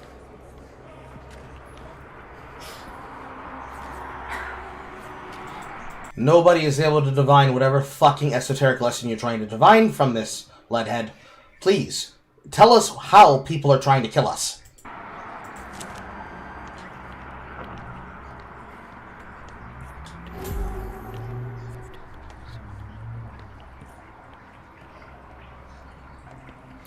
Alright, what do you got? Actually, it's really not important. You don't have to tell me if you don't want to. This isn't supposed to be comment bait. For me, I stare at this scene and I think about how much of my life has been spent worrying about body hair. How I've always been so obsessed with getting every inch of my skin clean shaven, and how I have absolutely zero evidence that all that effort has ever done anything to improve my life in any way other than making sweatpants a bit comfier. Why did a vacuum cleaner and some trash cans make me think about that? I really don't know. I guess it has something to do with cleanliness and how disposing of waste usually means making something else dirtier to make one thing cleaner, like hair getting stuck in the drain. But really, my brain just did that. Hopefully, if I'm right about humanity, your brain did something similar. Maybe you thought about how cars tend to be a representation of their owners' personalities, or how silly it is that people can be convinced to pay for air. Or maybe you were thinking something really mundane, like it makes sense to put the trash cans right next to the vacuum, that probably is really convenient to clean. Or maybe, just maybe, you were thinking something a bit more meta about how you can't remember the last time you just sat there and focused on something totally mundane and boring for 60 seconds. Let's cut the shot and turn the music back on. I'm getting pretty fucking bored of this scene too. Not very telling of an actual deep, pervasive thought. Also, nobody would have been able to come away with that particular instance of thought whatsoever. How does that have anything to do with society? Because society is a uncaring, unfeeling thing, because modern society does not actually care about most people, or about people's place in that thing, since its transmogrification is a indentation made upon the people who are living in that clandestine time. The way that I look at society, the way you look at society, and the way that everybody else in this chat looks at society is not ventured through the same lens. That's why it is a multicultural experience. And the multicultural experience itself is not limited to and is not beholden to the opinions of just one individual who decided to esoterically pull some shit out of her ass. So sorry, Leadhead. That is the worst game of can you guess what I'm thinking I've ever played that I wasn't playing.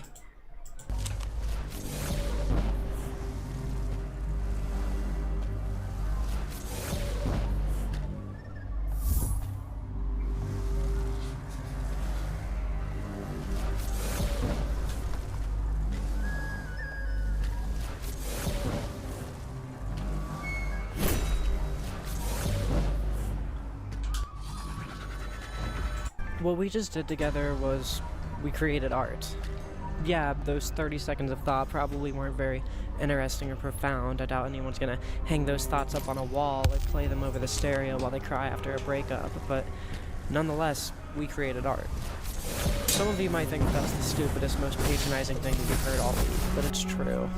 I'm not going to try to define what is and isn't art in anything less than a 5-hour-long video, but for now... So, then you don't get to decide what I think art is and is not. Ergo, fuck off.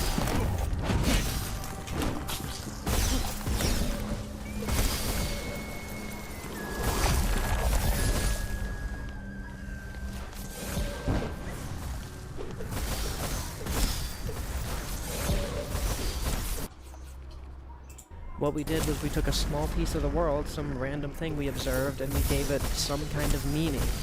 Even if that meaning is petty and insignificant and nobody else can see it, we turned that vacuum of those trash cans into something that they've never been before. All by just shutting up, locking in for 30 seconds, and letting our brains do what they naturally do when there isn't anything else distracting us. We pretty much all tend to associate art with effort. You need to learn how to paint or sing or program or write or film. You need to think of a really beautiful idea, whatever. All that stuff is great, and learning skills like that is an incredibly rewarding use of your limited time, but it's not what makes you an artist. What makes you an artist is that you have your own mind, and it's different from anybody else's, and it tells you things that nobody else's mind has ever told them. And then it is the worst thing possible that is what has been taken away from people in modern society, because the leftists have decided to tell people that if you don't think the way that we think, we're going to destroy your life. That is the worst thing that has happened because of your group, Leadhead. And your group is the one that tried to say what is and isn't art. Maybe you'd prefer to just call that sentience, but I call it being an artist. What we just did, staring at that boring scene for 30 seconds, that's something that we're being trained day in and day out to avoid doing at all costs. Efficiency is the name of the game for the modern human. We want fast food, fast entertainment, fast fun. We want to cut out loading screens and video buffering, red lights and long lines.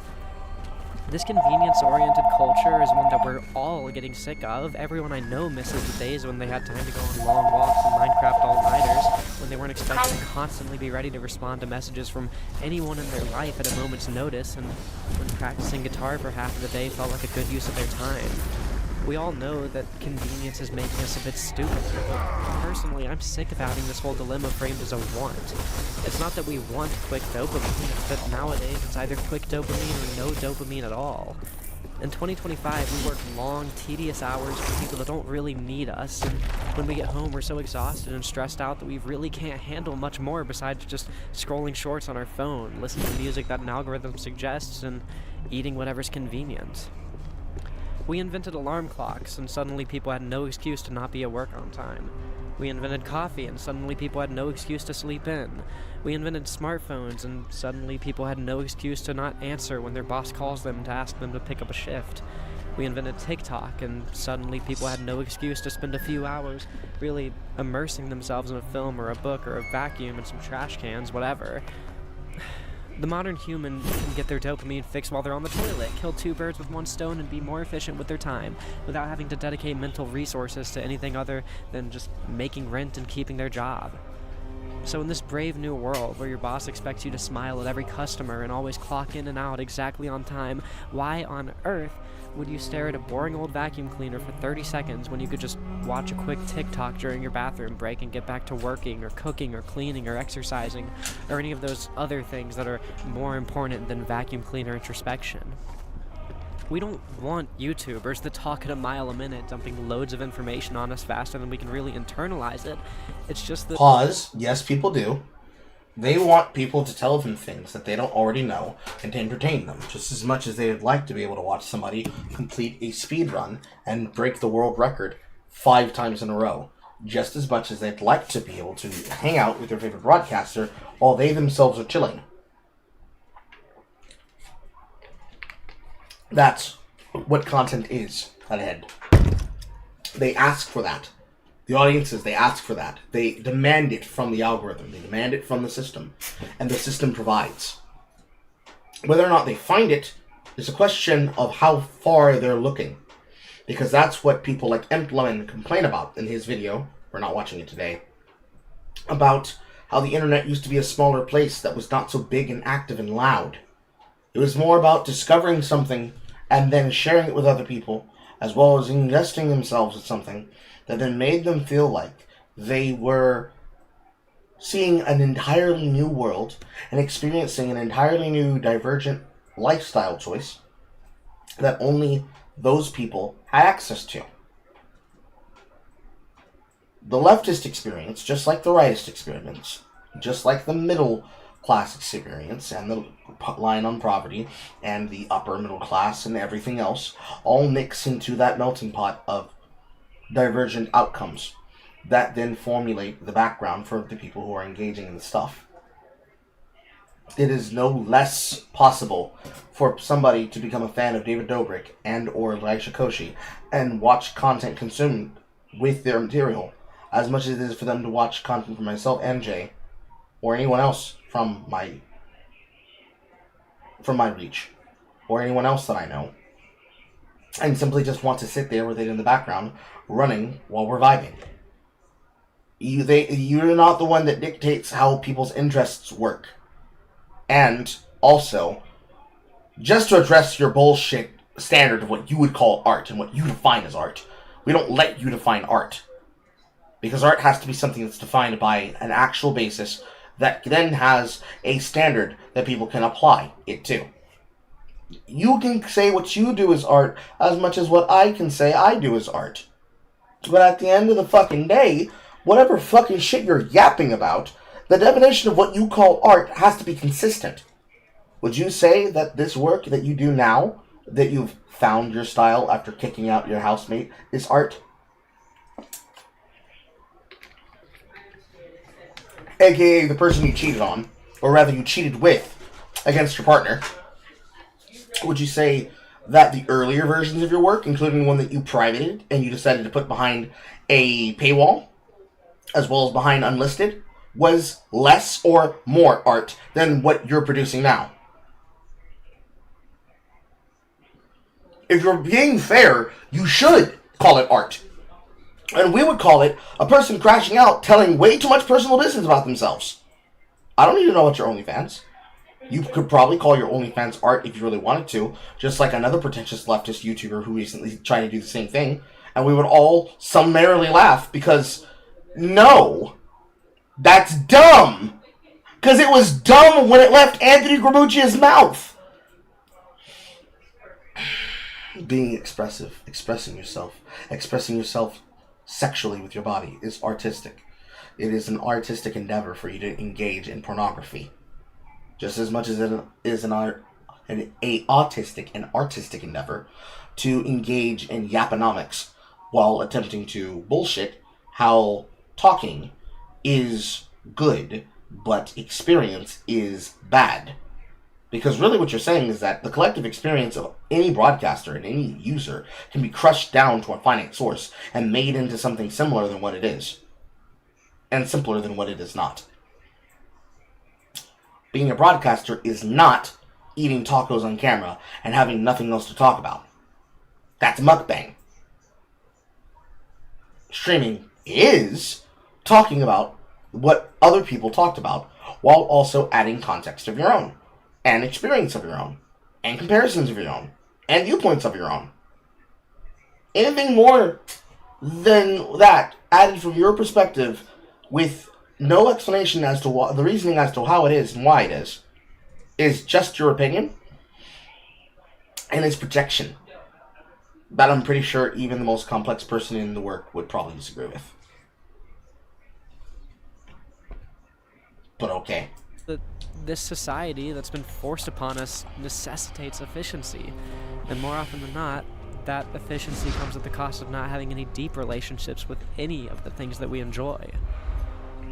So what happens when we do start wanting faster YouTubers? When, even in this world where entertainment is always within arm's reach, we start wanting it to be even faster? Put bluntly, what happens when we're also brain-rotted that we actually want the Subway Surfers footage on the side of the screen, and we want to watch a YouTube video while we play the games that we allegedly love? What happens when we just need background noise during chores, or else we start thinking about suicide? That's when we surrender our attention spans. And for a larger and larger portion of humanity, that's already happened.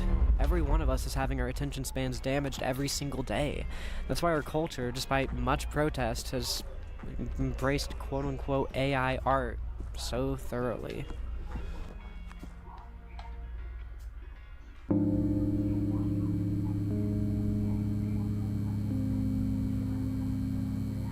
Let's talk briefly about why AI art doesn't count as art, even though staring at a vacuum cleaner and thinking for 30 seconds does. I know my audience. You already agree with me. You've already seen plenty of other YouTubers say most of what I'm about to say, and you already hope to never see another piece of AI art in your life. But I'm going somewhere a bit deeper with this video, and we've got to get this out of the way. For this, we're going to talk about camera movement. Maybe it's just because I'm working with cameras all day, but every time I see a video that's trying to hide the fact that it's AI generated, the camera movement is what gives it away. What does that have to do with anything that you could possibly talk about? Oh my lord. Leadhead, please explain to us what the fuck that has to do with any goddamn thing. Fucking Christ almighty. Excuse me, chat. What? You're gonna need to wait a second. I need to do something very quickly, chat. Discuss amongst yourselves for a second.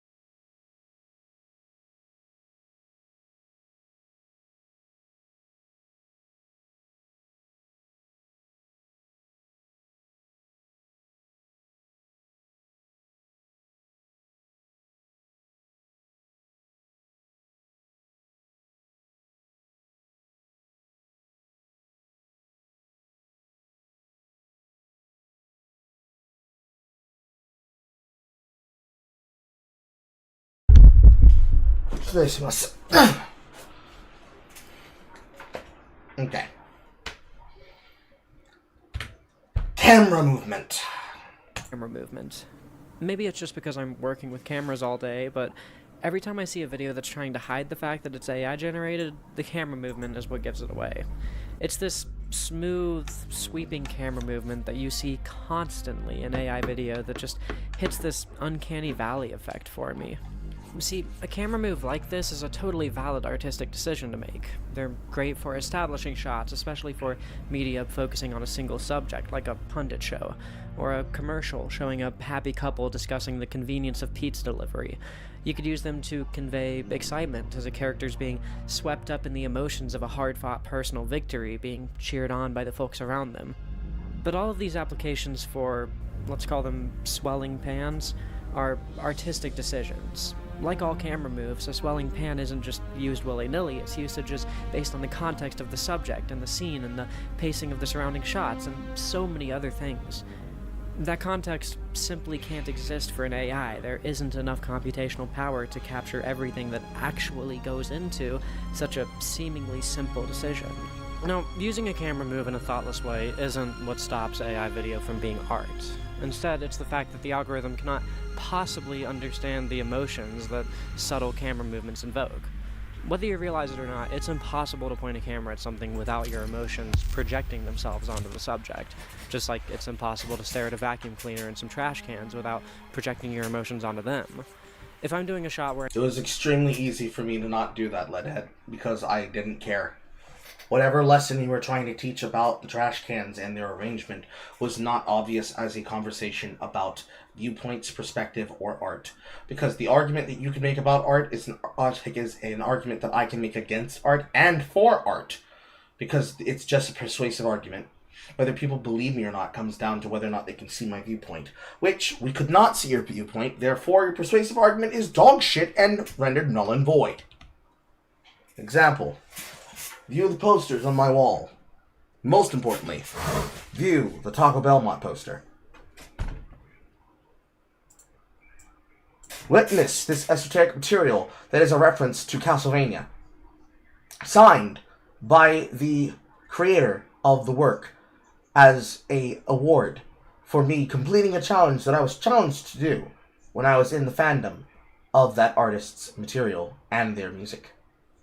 What does this mean as a part of the work that is in my background? What does it, amongst all the other things, like the Sailor Mars talisman, or various accolades that mean something to me, and only me, and all the other posters on my wall, and the Prince Yuki Fruits basket doll, and the medium-sized plush bought for me by my partner from the State Fair of Shadow the Hedgehog. What do all of these things collectively have to do with me and my artistic output? And the content that it could then express as a part of who I am? What does any of this have to do with my output and whether or not it speaks to your soul, chat? As material benefit of a person. The answer is that the Taco Bell poster is something that represents me personally taking the first steps to change my behavior and attitude. The rest of the posters I bought because I thought they looked cool. The Totodile was a gift. The first movie poster, is a piece of memorabilia that I have that belongs to me. The Sailor Mars talisman, just like the Incredible World of DIC Sailor Moon card that's in my wallet. Keepsakes, as well as my sister's superstition to put multiple talismans that say "Evil be gone" from this house over the thresholds of every single doorway. Same with the Koopalings poster and the Tears of the Kingdom poster that I bought at the same time I bought the Luna shirt that I got from GameStop. Because I, again, like Sailor Moon. They're a collective of stuff. Just like the Borderlands 1 poster that is the map of Pandora. They're a collection of things. But these things have more meaning to me than they do to you. And they aren't capable of reflecting that value unless you were to know the source behind what it was coming from. Which means in order for you to understand the art, you have to then be able to understand the joke behind why that creator, who now goes by an entirely different name because he's transgender now. What Sailor Moon girl is my favorite? Neptune. It's either Neptune or Mercury.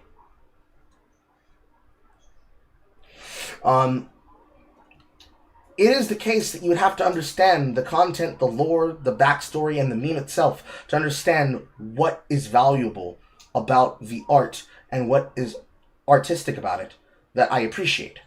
just like the taste of the stuff that I have. It's like the Gundam I have up there. It's like the Nightmare Foxy that I have up there. It's like the, I forget what the fucking Digimon is, but the Digimon from Digimon Adventure 2 that I have up there.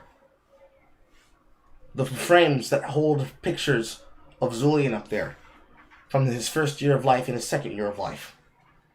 Like, the value and the beauty is in the eye of the beholder.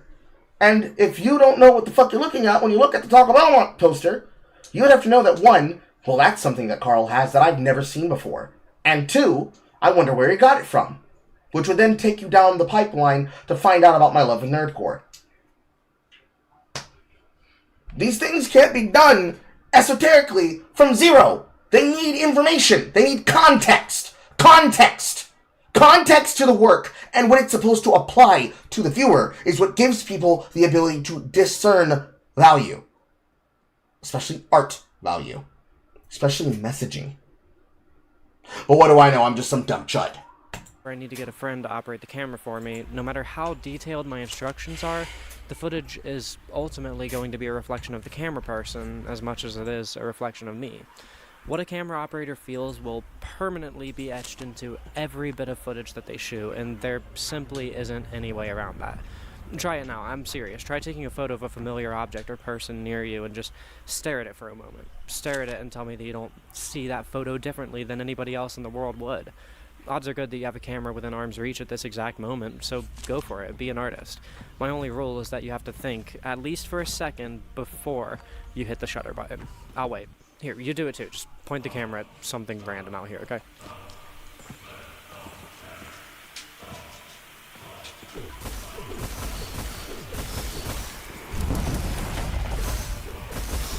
What you just did in those 10 short seconds required more computational energy on the part of your mind than anything that an LLM will ever be able to replicate.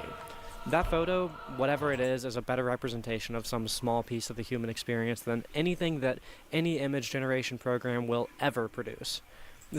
And yet, the experience that just happened as I am ignoring you and the dumbass shit coming out of your mouth, because it has nothing to do with anything. Doing the experiment of posting and pointing a camera at something while then going back to some type of bullshit that explains how actually you just did something that's deeper than any program could ever be able to experience is bullshit. Because it forgets the number one thing, Leadhead. Can you guess what that is? I extend the question to you, chat. Can you guess what it is? I'll give you 5 hints. Almost all of them you only need 1 for. And the question for your hint is, what is a camera?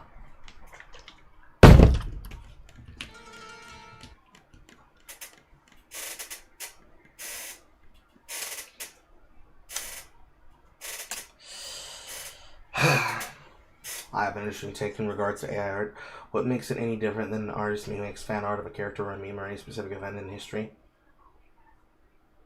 You can argue that the art itself is an art style because, if not so, how so esoteric it becomes. Let's see here.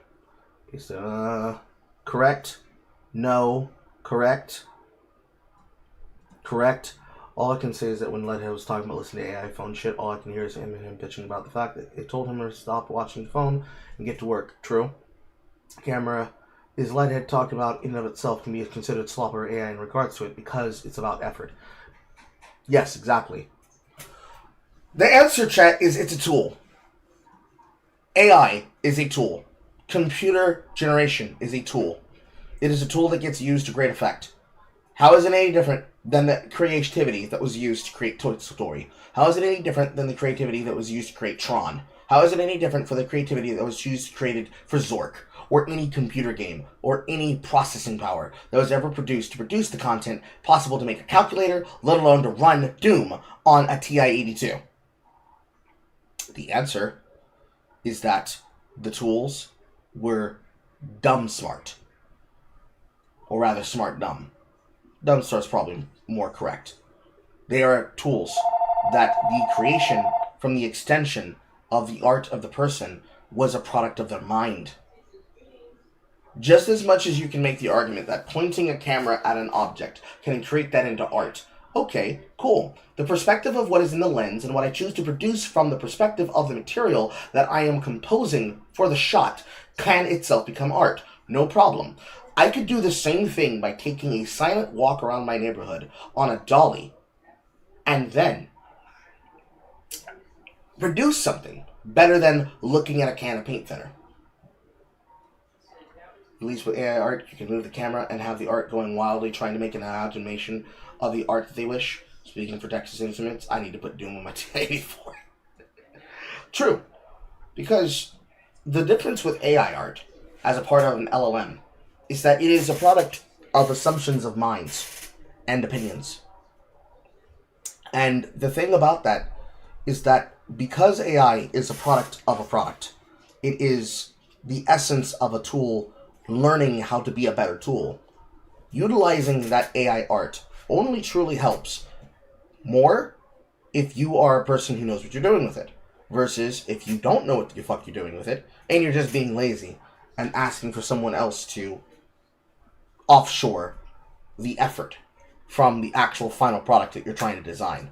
So if you're Smash JT, if you're the Tactical Templar, if you're any content creator who's extremely lazy about AI art to the point that you try to use it to solve everything, and you have no personality, and you have no taste, and you have no actual court to what you're doing, it is the case that you will find yourself in a position where effectively you are asking for them to basically ignore the fact that something that I could produce with AI, and something that Jay could produce with AI, and something that Mahler could produce with AI reflects something different than most people's investment with that piece of material compared to what you would produce with AI just for the purposes of antagonizing the point. Because the beauty is in the eye of the beholder. Most of us understand that if it's just a tool, it is a reflection of the final product that was being used to program the problem. Because it can't do shit without input. It can't create without input. It can only make what already exists and can only interpolate on what already exists. If I don't tell the LLM what Tohu is, it doesn't have the ability to make a character as a stand-in.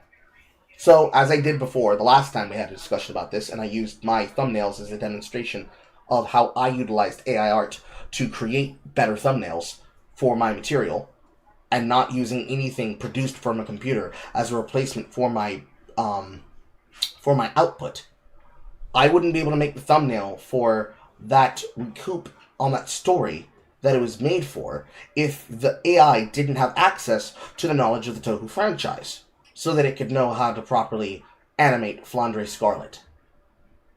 Rainbow wings and all. And hair bob. Meanwhile, the never-ending argument of AI is bad and you should hate it is, but imagine stealing work from people.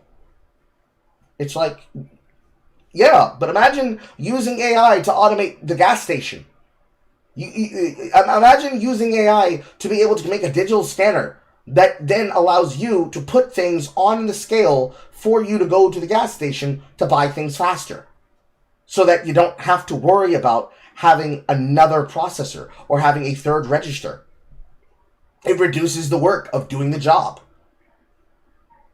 And then you scan it with your card, so you are better able to make a better unfollowable data pad that can't get used by a skimmer, so that people's information gets stolen when they try to use their card on said programming.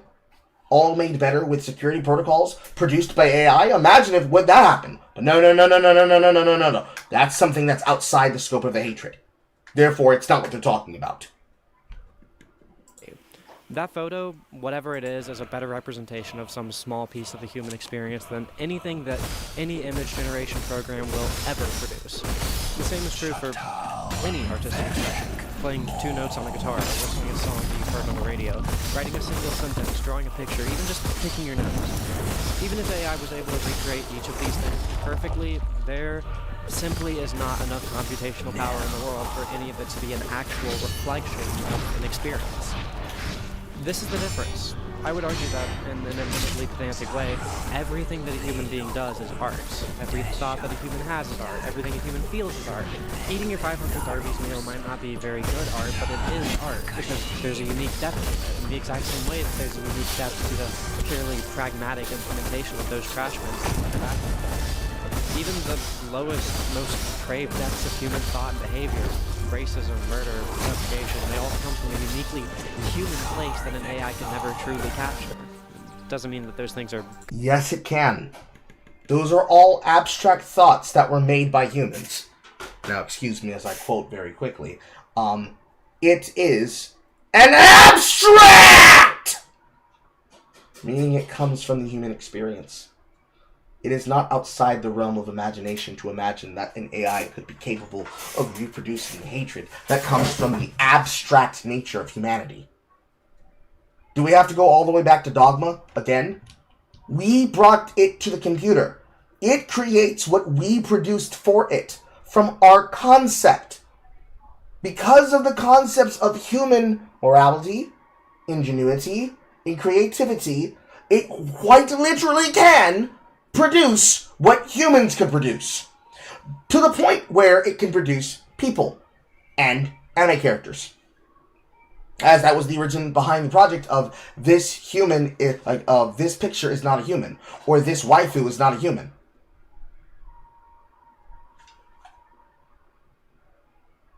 Annoying, annoying, annoying, annoying, annoying, annoying, annoying. good or magical or worth preserving, but they are, in a grotesque and uncomfortable way, art. Even being an AI tech bro is a form of art. More on that later. If we ever invent a sentient mind, like a man-made version of a human brain, it needs to be treated with respect and empathy, but that technology, the technology behind a fictional character like Data from Star Trek, will not share a single thread of technological heritage with the generative AI that plagues our culture today. The fact that we even call this stuff AI instead of a predictive algorithm is all just marketing fluff. It's a downright misnomer and an insult to all those great sci-fi writers who gave us such ambitious dreams, but I digress. If you really stop and smell the roses of the art that you engage with, whether it's digital, interactive, linear, physical, commercial, whatever, you will feel the humanity that exists within it. I'm trying desperately to avoid using words like soul or essence here, but art makes us ask questions about the things it portrays and the ways that the artist chose to portray them. And with AI art, there is no question. You already know the answer. Something that the AI was trained on as some sort of similar portrayal, and that's it. And that's all it could ever be. Somebody writing a prompt for an AI, it'd be hypocritical of me to say that that act isn't art. It's mediocre art, but it's art. The image that the AI spits out, on the other hand, it's nothing but math. A cold, hard output, lacking in any vision or intentionality and revealing no truths about anything. Quality isn't what separates art from non-art. It's something intangible, but ever-present. I have to give in on this one. There's simply no better way to describe it than soul. And soul is something that you can feel inside of everything that every human has ever done. Soul is the thing that makes life worth preserving. Without any soul, life is meaningless. You may as well be dead. So why, oh why, oh why, do the racists and the zoomers love this AI art bullshit so much? Because most people that are trying to become creatives are not natural creatives on their own. They are coming into an entirely new sphere of influence and an entirely new... Goddamn, that's loud. They're coming into an entirely new sphere of influence and they're coming into an entirely new marketplace of opportunity because AI enables them to have the ability to imagine the thing that they want to make and do so in a means that is cheaper than having to do what they did when they were making those original films that I was talking about. Toy Story, Tron, The Abyss, Avatar, what have you. Big, giant technological wonders that pushed the viewpoint of art, movie making, creativity. It was finally given to them in an actual ready-made package with accessibility to the modern audience. That it allowed them to engage in the participation of making stuff, but it did so off of trained learning. So, rather than having to have some person sit here and interpolate my ideas and bring them into focus, I instead ask the AI, take this concept, take this concept, take this concept, and let's try to make something possible. And then, through the process of constant interpolation, they were able to create something unique from the proposition of it, as well as using examples such as the stable diffusion model to get that over the moon. Using AI, which is to say to use ChatGPT, as a means of going about how one would study it, they were then able to use it to fill in for the gaps of what they would like to have. All of that, intensively, was done for that exact purpose to allow that to happen. You guys don't want to admit that because it took a lot of people from wanting to go to you and instead making shit their own way. I remember when I was a first upcoming starting content creator, somebody offered $100 to design really shitty fucking stream assets for me. And I took that deal because I thought, well, I don't know how to make art stuff, so I might as well pay somebody to do it. And then I had to really think about it, and I thought, no, this motherfucker, he scammed me, dead ass for real. He scammed me only as bad as he did, but no, this motherfucker scammed me for real. Because I could have made something better and more original myself. Or what I should have done, which is what I then did next, which was, I'm going to go to different artists, I'm going to give them different pieces of art, and I'm going to shop around, and I'm going to find out if this is a type of thing that they can make, that they creatively want to engage with, and see where their creativity leads me. And from those people, I had some on retainer that I then came back again when I had another idea. I gave it to them.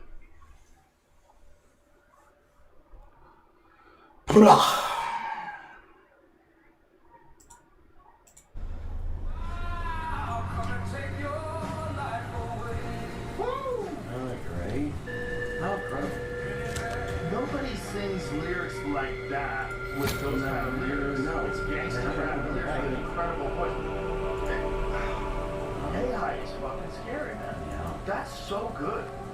It's been brought to my attention that for a while now, Joe Rogan has been absolutely glazing these AI songs, mostly covers of rap songs, appropriating the lyrics into a 1960s soul style that feels inherently racist, or at the very least, imperialist.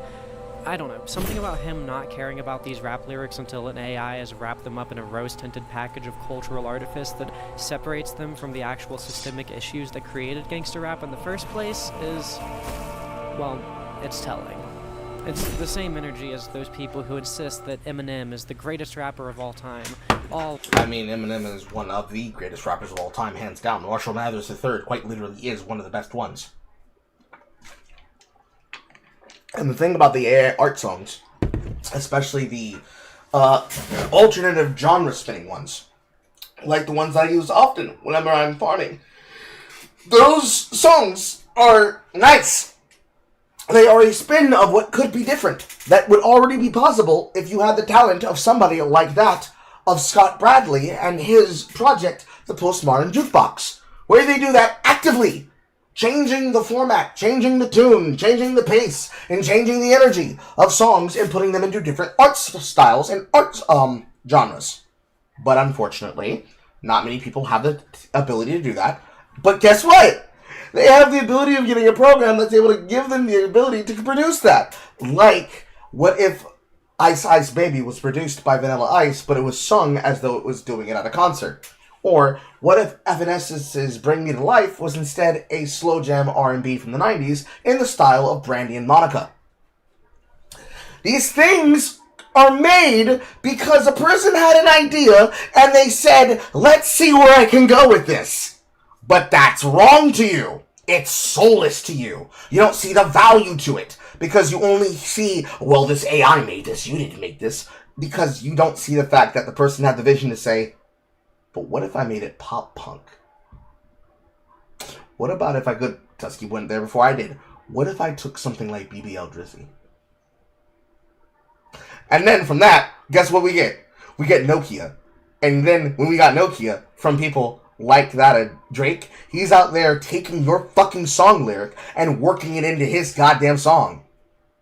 The bar, can you give me a BBL Drizzy, is crazy when you consider what happened before that. And yet you got people who will then quote the fucking rap war between himself, J. Cole, and everyone else, saying, like, all you wanted was just a friendly rap beef. Meanwhile, you're using that esoteric fucking conversation as a forever lynch to say, well, actually, this is the proof that Kendrick was the greatest of all time because he was taking serious bars and he was writing, like, a help you message to Drake while Drake was just couldn't upstand to him. We were all spiritually uplifted the moment he stared into the camera and said, say Drake! Straight through the brain. If it's not over the brain, it's through the brain. And yet somehow, that doesn't matter to you, because then you think of the fucking work that was done with people like Glorb, because ironically, he's already gotten there before I did. Glorb turning SpongeBob into rap music. Members of different voice acting groups and or actual fucking industry professionals giving and lending their voices to musical products, as they already have with things like Hasman Hotel, The Digital Circus, that new Something Guinevere show that's made by the same company as The Digital Circus for Glitch Productions, and shit like that. Original song pieces produced by people like Rebecca Sugar, using the who's who of the industry. All of these and more, you understand, and you can understand it, but you don't understand that it was made not with pure acapella. It's an amazing can of worms that you don't want to open, because these are arguments that you're not talking about. While not being familiar with a single other piece of hip-hop history since Rapper's Delight back in 1979. Okay, so why am I immediately talking about race? It's because art is inherently political. While, yes, I've been arguing that everything every human has ever done, rich or poor, is art, there's a big difference in how the lower class is always engaged with art, as opposed to the ruling class. This isn't even just a capitalism thing either, it's simply the nature of power. Planned art, meaning art that was made with intentionality rather than just random human thought and action, like poetry and music and stuff, is almost always coming from the perspective of the non-ruling class. We more or less grade the art that we consume on how well it captures some part of our experience here on Earth. We prefer to listen to songs that are relatable and raw. We can just tell when something gets corporate. It stops feeling like it was made for us and starts feeling like it was made to sell us. That's the difference between classicism and modernism. The former feels like it was made by folks that grew up in pretty similar conditions to most Americans. The latter feels like it was made by people whose job was just to tell you more. Or hell, Johnny Cash versus Jason Aldean, or the fancy left guy. God, it's not that classic country fans hate snare drums; it's that they hate how sterile and corporate modern mainstream country music is. If art is inherently reflective of the conditions that the artist lives in, and 99.9% of people live in conditions that are so incredibly far removed from those of the ruling class, then yeah, it starts to make sense that rich assholes like Joe Rogan and Elon Musk don't really care about art the same way that struggling people do. Long story short, rich, racist, reactionary, and ruling class people are the ones who made those blues artists so blue in the first place, and there's a similar truth behind hip-hop, jazz, impressionism, drama, comedy, horror, abstract art, allegorical stories like Alice in Wonderland. I love how you can't find a period after saying that very controversial sentence. Bring that ass back here. If art is inherently reflective of the conditions that the artist lives in, and 99.9% of people live in conditions that are so incredibly far removed from those of the ruling class, then yeah, it starts to make sense that rich assholes like Joe Rogan and Elon Musk don't really care about art the same way that struggling people do. Long story short, rich, racist, reactionary, and ruling class people are the ones who made those blues artists so blue in the first place, and that also applies to the leftists that then created the paradigms where people were not allowed to have opinions and discuss things unless they had the right opinion in the first place. You are not special. You are not above this. You are not special. You are not above this. Because quite frankly, doesn't that then apply that the conditions for how somebody made work reflects whether or not that person was allowed access to the material in the first place? I would argue that it does. But apparently, it's different if you are, like, not a chud. Which sounds like cope at the end of the fucking day, if you're asking me.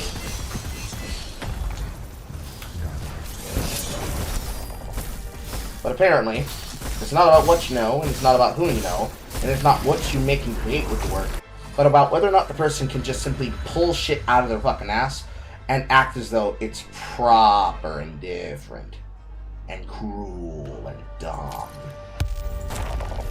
Which is retarded.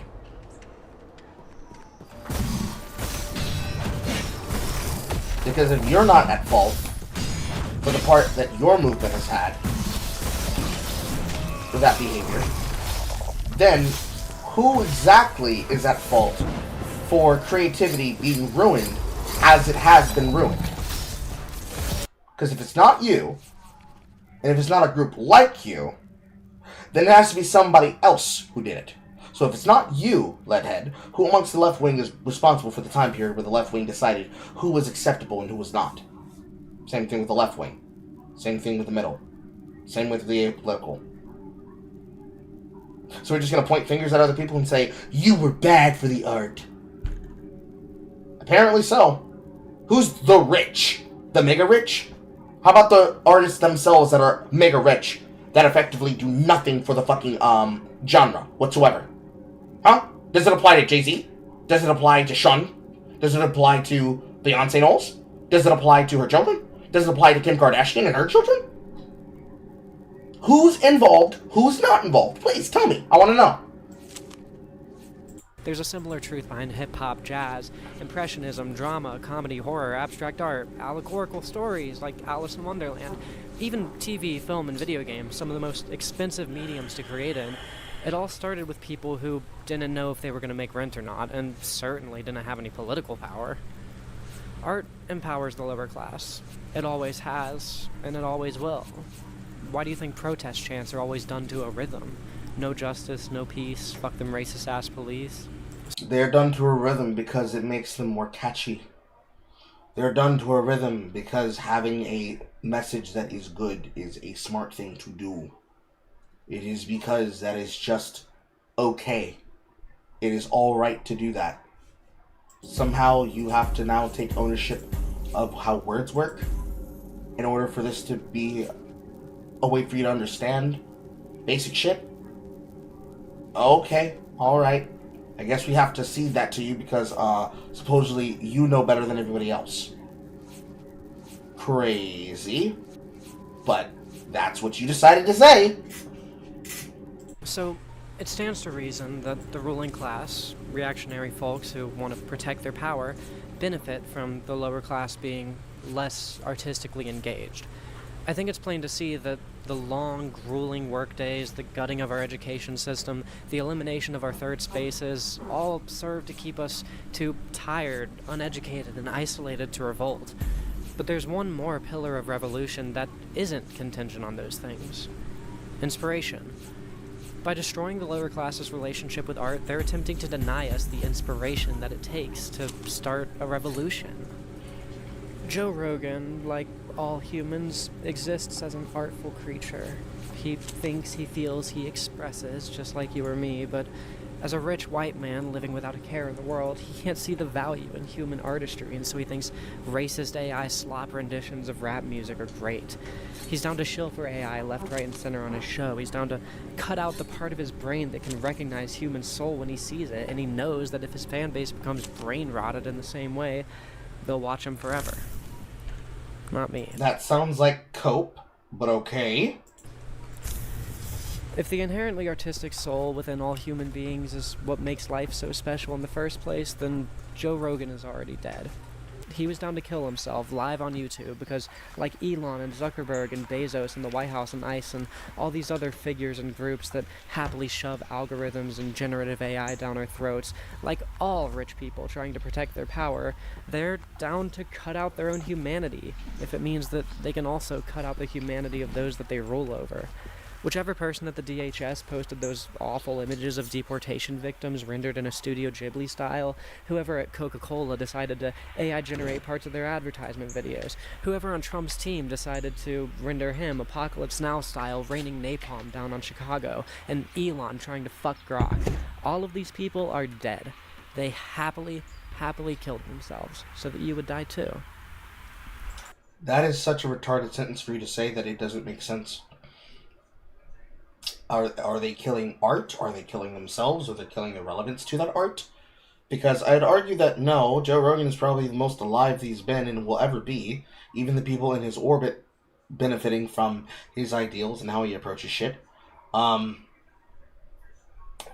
could probably say that it's a ontological dead end when people choose to use AI for the sake of using AI, not because they have a vision for the tool, but because they just simply are too lazy to think of things themselves. But I don't know how a person could ever be able to follow what you're fucking saying.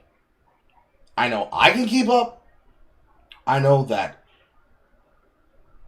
probably 4 people in chat are keeping up, but it's just so much bullshit. First off, the parts that people could probably make sense of that they're grasping at as words, bullshit.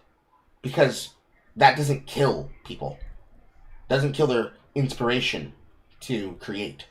If your ability to create has been stamped down because you think that one person is keeping your finger off of it, no. You're just a lazy fuck. That's it. You're just a lazy fuck. And you can't make shit to save your goddamn life. Ingenuity and inspiration springs eternal. From whatever source you can get it from. Just as much as we can be getting information from sources like Hassan Piker shocking his dog, I can get inspiration and source from looking at a naked woman. Or a naked anime woman. So, you're really doing a lot of heavy lifting for the doomsayers, where you just decide to make some shit up and say, well, it can never be done again. You guys ruined it. I think that's scope.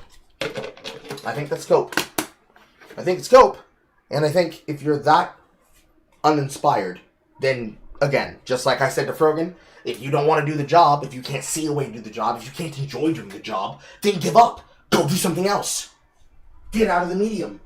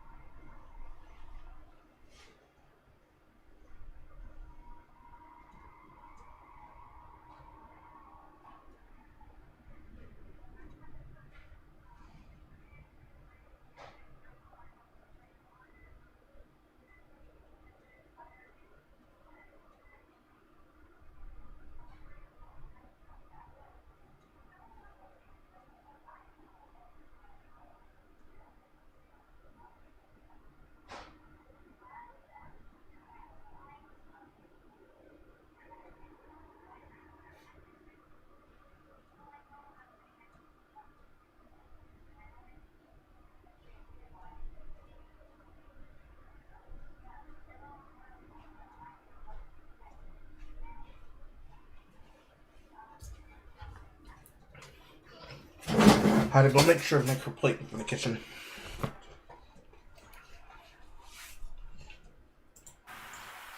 They're zombies.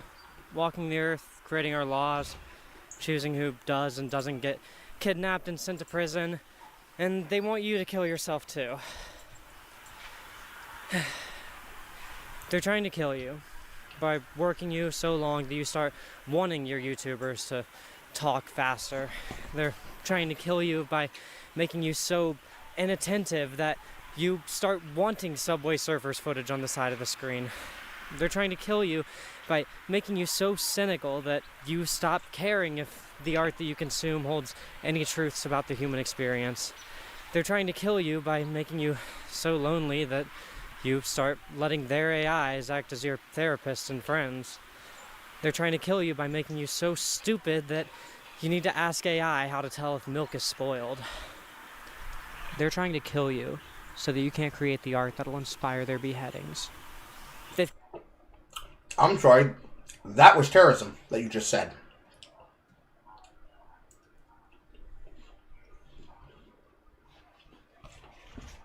Again, first off, repeat last statement.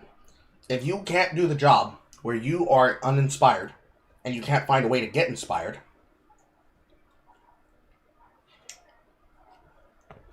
stop doing the work. Secondly,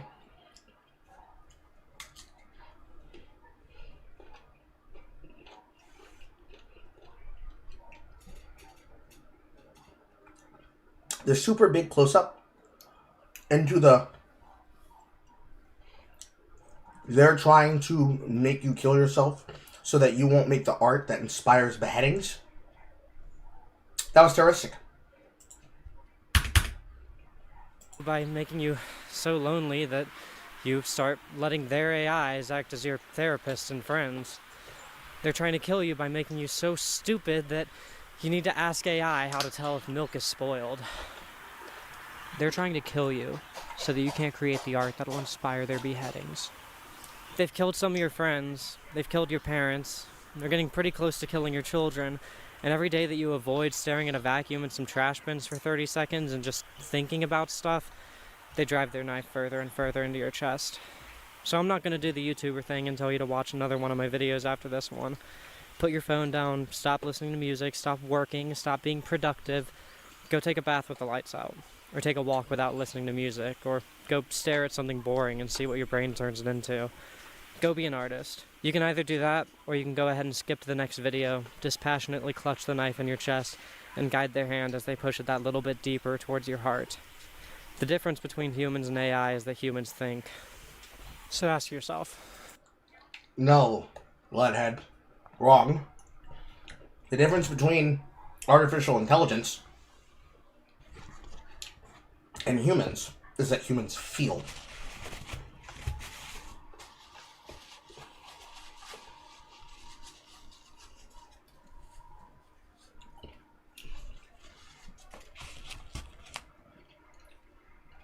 I quote from the scribe himself. Earl Jones. Artist name, DMX. Fuck! What you heard? This what you hearing?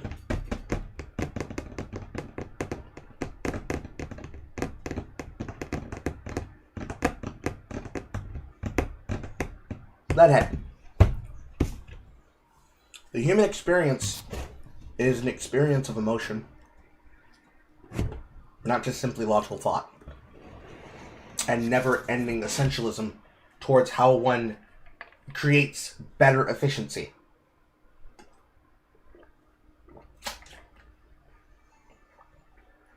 If it were, more of you would play RPGs. However, some people play Grand Strategy just as much as they play cozy games. In the essential spiral that is the creativity loop of content creation for most content in video games, there is a beholding experience, which is that other people experience things with you. And differently from you, so that you can then be a person alongside those people. I want to see if I got a reply on something that I posted earlier. But I doubt that I did. But I'll put it like this. I put a response on the timeline to a question that was posited by a creator by the name of Talkative Try. He's basically the golden retriever of Path of Exile and Path of Exile 2.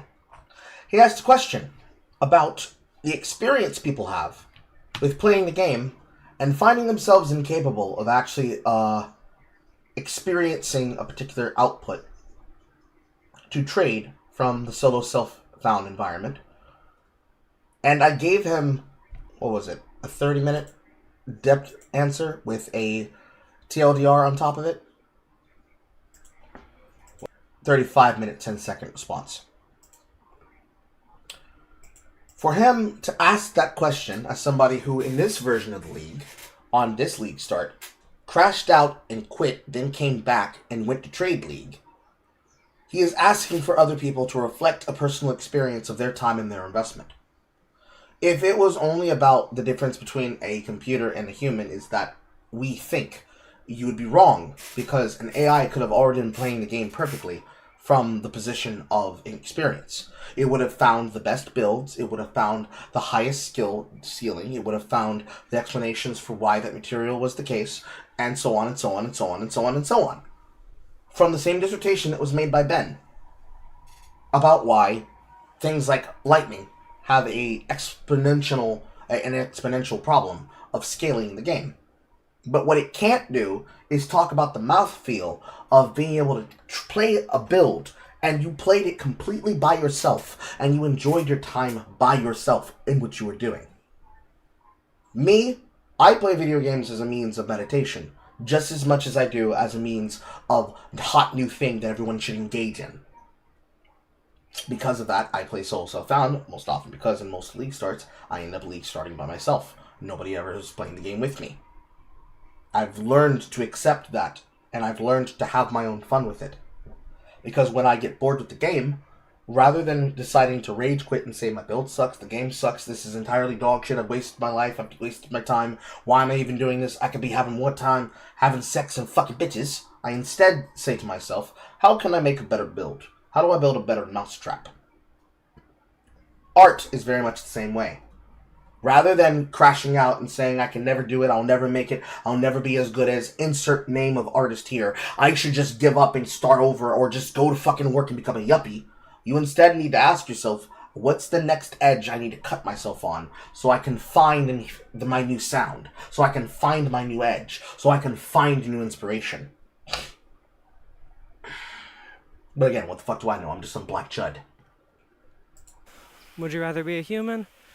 Or have they already killed you too?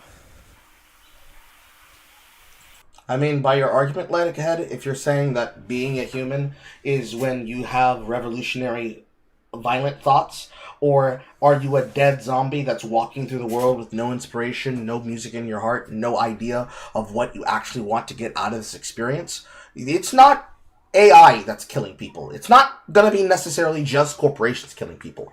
It's going to be you! It's going to be you killing people!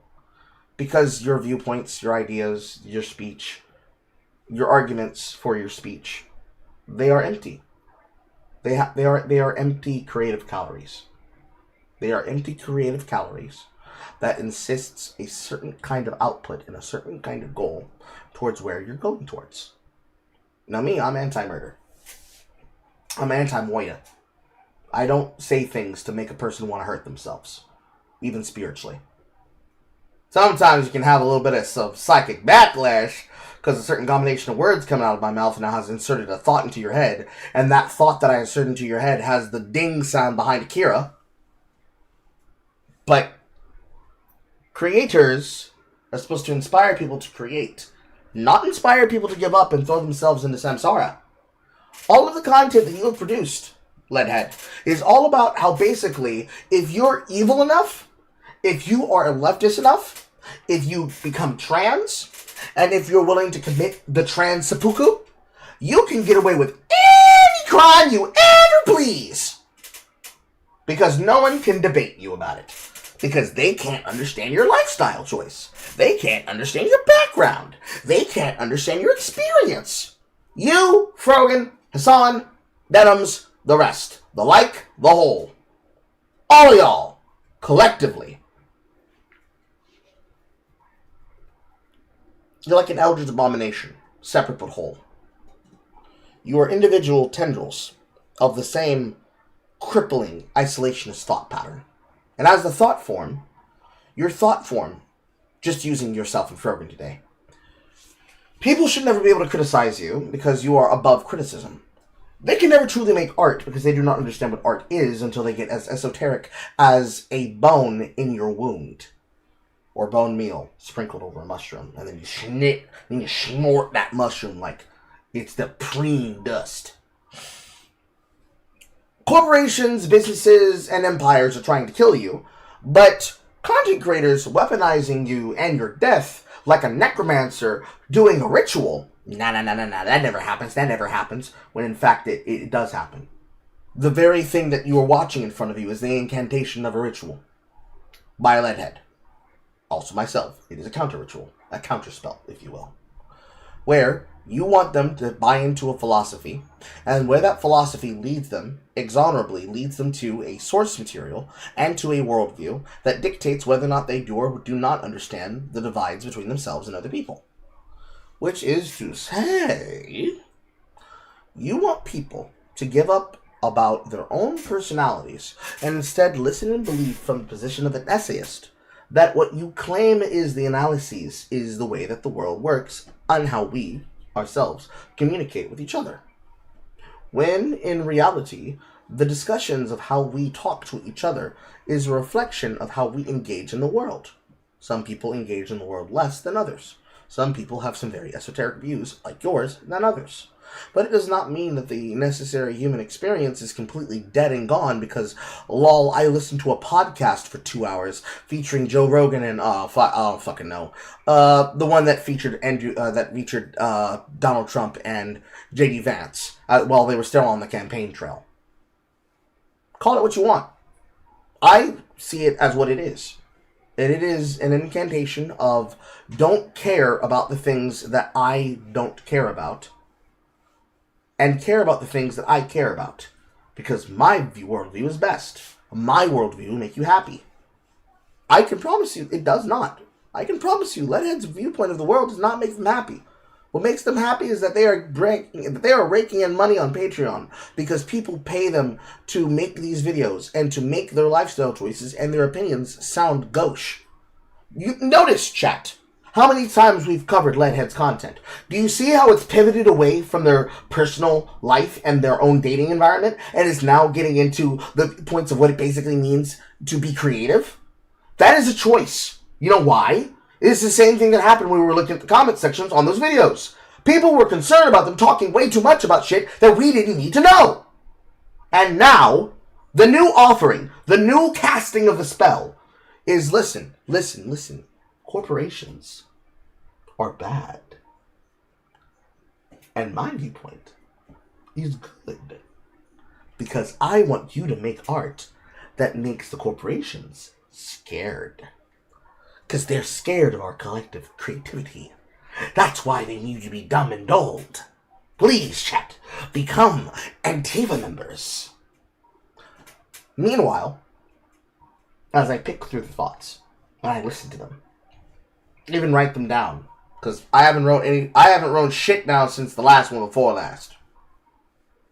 Best I did there was that I looked up those numbers of the employees that were being hired in Alabama while they were a part of incarceration deals.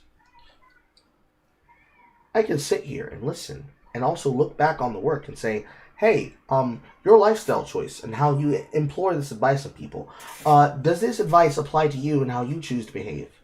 And how you and your content is to be reflected if we're going by a standard of you being the leader.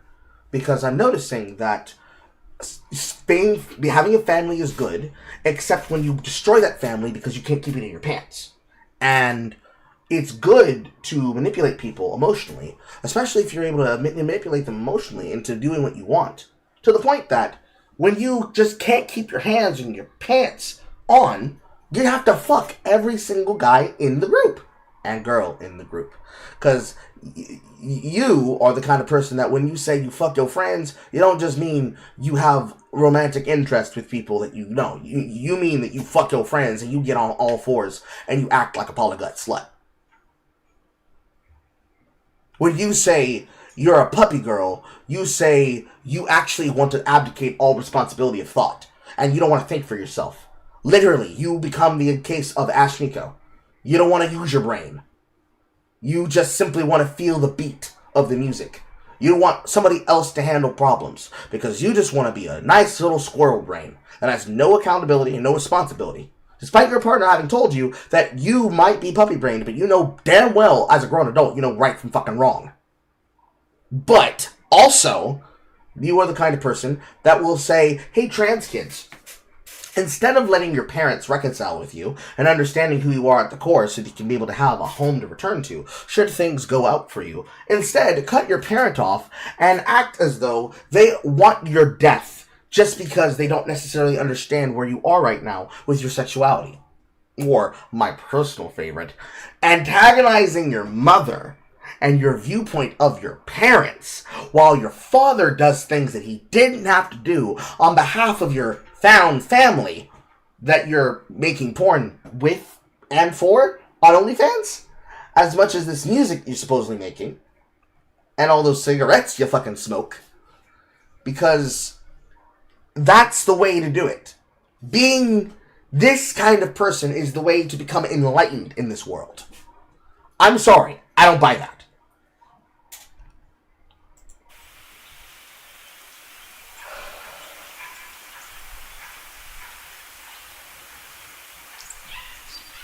And somehow we came right up on the end. Too bad that's such hard text to read because you're putting light colors on light colors.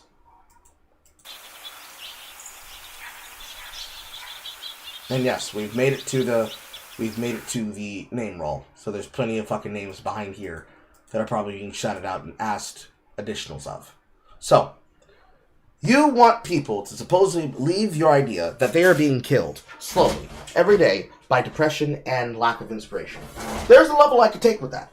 I could agree that there are people that feel like they need inspiration to create shit. But hey, if they are able to find inspiration listening to people like myself, just as much as they can find inspiration listening to you, that's actually something I can chip my tooth on and say, you know what? Fine. At the end of the day, that is what it is. However, you're not going to convince me that actually, the only way to be a nice creative is that you have to provoke your audience into becoming Antifa super soldiers. And that actually, you need to high-key, low-key tell them, listen, you need to be able to continue creating art because we need you guys to be able to commit murder. We need you to be inspired, to inspire the murderers that will murder the bad people because the rich people are ruining our lives. Yeah, I don't think I need to go that far. I think I can tell people, hey, like what you like, don't like what you don't like, remove yourself from the environment of people that you don't like, and call a spade a spade. And if you can't call a spade, you might have to go soul searching for a bit to really consider what this person might mean to you, what this thing might mean to you. Boom, done. At no point in time did I have to tell a person that they needed to commit and consider 2 conspiratorial acts that would get them put on a fucking registry. Because it's so simple. It's so simple, you see, Leadhead. It's so simple to not tell people to commit crimes. And then sit there and when they get arrested for the crimes you told them to commit to say, oh, but I don't know, bro, I just make videos online. Because that's been the way of the left for the last 10 years. Last 10 years. We're tired of it. Or technically, it will be 10 years when it gets to 2026. We're tired of it. Stop abdicating responsibility onto other people. And become the leaders and the revolutionaries you claim you are. Or finally admit that you're inside boys and girls that want the comfort, but also want the notoriety. Just like Frogan. You know what I can say? Because I'm about to be forced to give a compliment to fucking Leadhead over fucking Frogan's dumbass opinions. The one thing that I can be able to accredit and say is that, hey, even while they do something that I consider to be not real work, Leadhead finds a way to make something that gives people a reason to want to donate to them. Meanwhile, Frogan's out here crying, boo, boo, nobody likes me. People unfairly attack me for no reason at all. Duh. I can't make money off my audience because no one subs and no one subscribes. Boo. It's so hard to make content because people just lie about me all the time. Never mind me being offered an opportunity, I won't take it because it's so hard to do content creation when people harass me all the time. Boo! How dare you make me give Leadhead a compliment of all people? How dare? And yet, at the end of the day, and in the meat of the night, the job of creativity, whether it be from a creator, whether it be from someone like myself, or it be from someone like you, chat, it is not to be pushed in the direction. Holy Mother of God!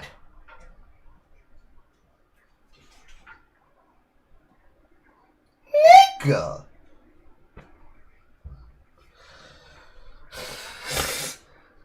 I hope you're able to afford dinner tonight, bro. It is the job of people to inspire each other as much as they inspire themselves. That is the job of any content creator and the job of any piece of creativity in the world. So, the way that I see it, knock on wood, when we eventually do watch that video, because it's not going to be tomorrow, I don't think. I might be busy tomorrow, but it's the thing is happening on Boxing Day, ladies and gentlemen, which is going to be on the 26th. Because Carl doesn't know how to read a fucking calendar properly. It is the job of a person to be inspired, if not by themselves, but by a muse. In the way in which people choose to do whatever they do, when a content creator, like Leadhead, says they're trying to kill you, I can believe that, yes, there are people who are in fact trying to stop you from being creative. And it's not necessarily corporations, blindly. Because a corporation is not a person, it's an engine. It's head by people. And they might want efficiency. You know, I understand, Boster. It's all good. It might be all efficiency. But it's still guided by people with viewpoints and ideals. The job of anything is for you to be inspired by yourself, if not inspired by other people, and then take that encouragement and spread it around as much as possible when one can be able to. So, the same way that I can be asked questions that then are a prompt to look into content. Or I can be given money to then buy a game, to then look into content. Or I can crowdsource material together to look into content with the chat. Or give money of my own to invest into other people, to then pay into stuff, to then get into content. All of this stuff, it all comes together based on how you choose to influence other people. So, for me, the chat room can be the muse as much as the inspiration and the artiste. Because collectively, we all together make something from our choices to be involved with each other. At the same time, I, as an artist, can also be the muse, which inspires the rest of you. There have been plenty of fan art that's been done over the years of the kind of shit that one can hope a content creator can influence a chat to do, just as much as I have done for others. Making movies, making art, making parodies. All of this stuff comes full circle when you consider the fact that people like Frogan would rather you not make art, and people like Leadhead would rather convince you that you should listen to the leftist paradigm, because they don't have the proper answer. And you know that they don't have the proper answer because they're not happy where they are. This is the answer that they gave to themselves, right? It's a mandate. This is the thing that they're willing to do when it comes to their ambition.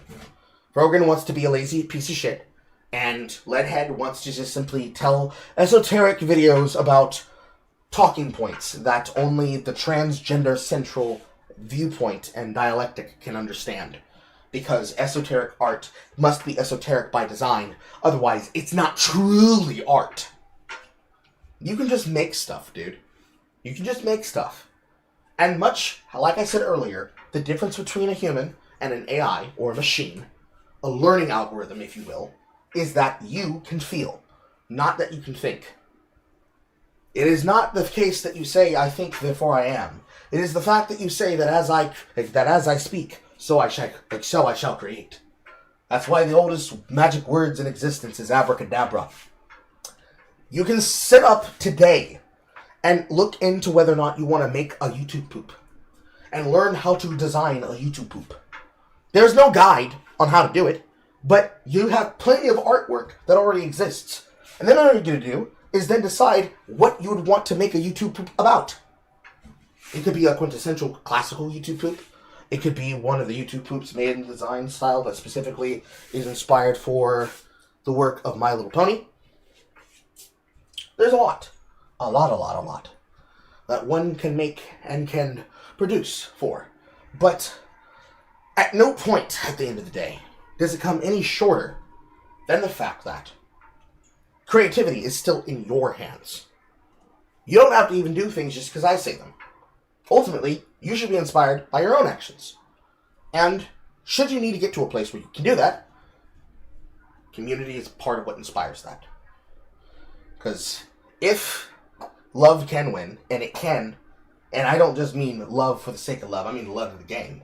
If love can win, and it can, then we can be able to see each other tomorrow, and Christmas Eve, and Thanksgiving Day, and then Boxing Day, to be able to bring ourselves together, to join hands, and marry matrimony. And you two not comb and or brush your hair and have bedhead, while saying fuck you to Leadhead. I'm so funny. But seriously, you can have the ability to bring yourself together with other people who feel the same as you do, and build something together, and then have something to show for your efforts that you took with them. It is the intended purpose of creativity, to be inspired by a person, and then be inspired by a group, and then inspire each other in that group. That's how you end up with making projects like Expedition 33. It might start from a singular man's vision, but no singular man made that because no man is an island. And certainly, everybody knows that it takes a village, but very rarely, especially in the case of people like Leadhead and people like Frogan, they very rarely want to be a villager. They want to be the mayor. They want to be the pope. They want to be the priest. They want to be the pastor. They want to be the bread maker. They want to be the homemaker, but they don't want to be the worker. They don't want to be the worker that makes the vision come true. And sometimes, in order to make certain kinds of things possible, you do have to do some level of work. Because idle hands are the devil's plaything. And if you cannot be able to talk with your hands to make up the ideals and the words that then create the spectacle for people to follow along with, then you are going to find yourself in a very sad place where every single idea that you have that comes from the people who are supposed to be telling you what to do is robbed of any value you can actually bring from it, right? If you are a fan of Nick Fuentes, for example, and you're going along with Nick Fuentes' ideas and his beliefs, but you don't have any thoughts and beliefs of your own, what happens when Nick Fuentes abandons you, his position, his argument, his movement, everything else? What makes you who you are at the end of the day? Outside your political takes and outside your political beliefs. Or if you somehow wandered in here and you're a fan of Leadhead, or you're one of her fucking supporters, what is it that binds you to them and to others that you know more than just hatred of the other and the purity spiral and believing you know better than everyone else? And to people like Frogan, when the drama is no longer drama-ing and the entertainment is no longer entertaining, and the material is no longer valuable, and it no longer hits the same, bestie, what about your content loop is actually going to bring you joy if you can't bring yourself joy broadcasting on your platform and doing what it is that you enjoy doing. Because accordingly, if you're not having fun with the drama, it makes you hate your job, makes it suck. How is it that in the same position as you, I can somehow be able to produce something of value that brings people together and at least feel like I deserve to have... I don't even know how much that was. We're just going to make a number off the head.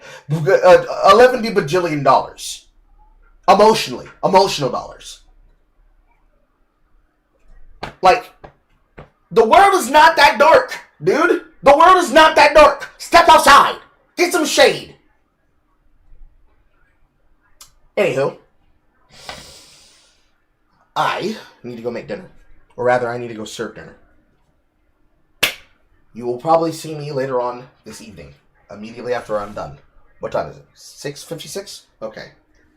30 minutes. I should be back in 30 minutes.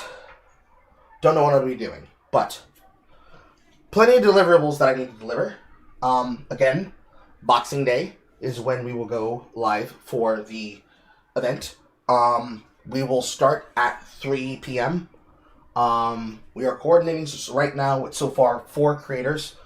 Kind of want to keep the list secret, a surprise with people who be showing up. But 3 p.m. Boxing Day. I will see you all later. I'll come back soon. Shabbat Shalom. Thank you all for coming. Thank you all for staying. Thank you all for being nappy. Stay classy. Stay nappy. And thank you very much to Bolster for your donation. I need it. Now I need tinkle. I need tinkle. Bye, everybody. I need tinkle. And you're all welcome. Especially you, Pipcat.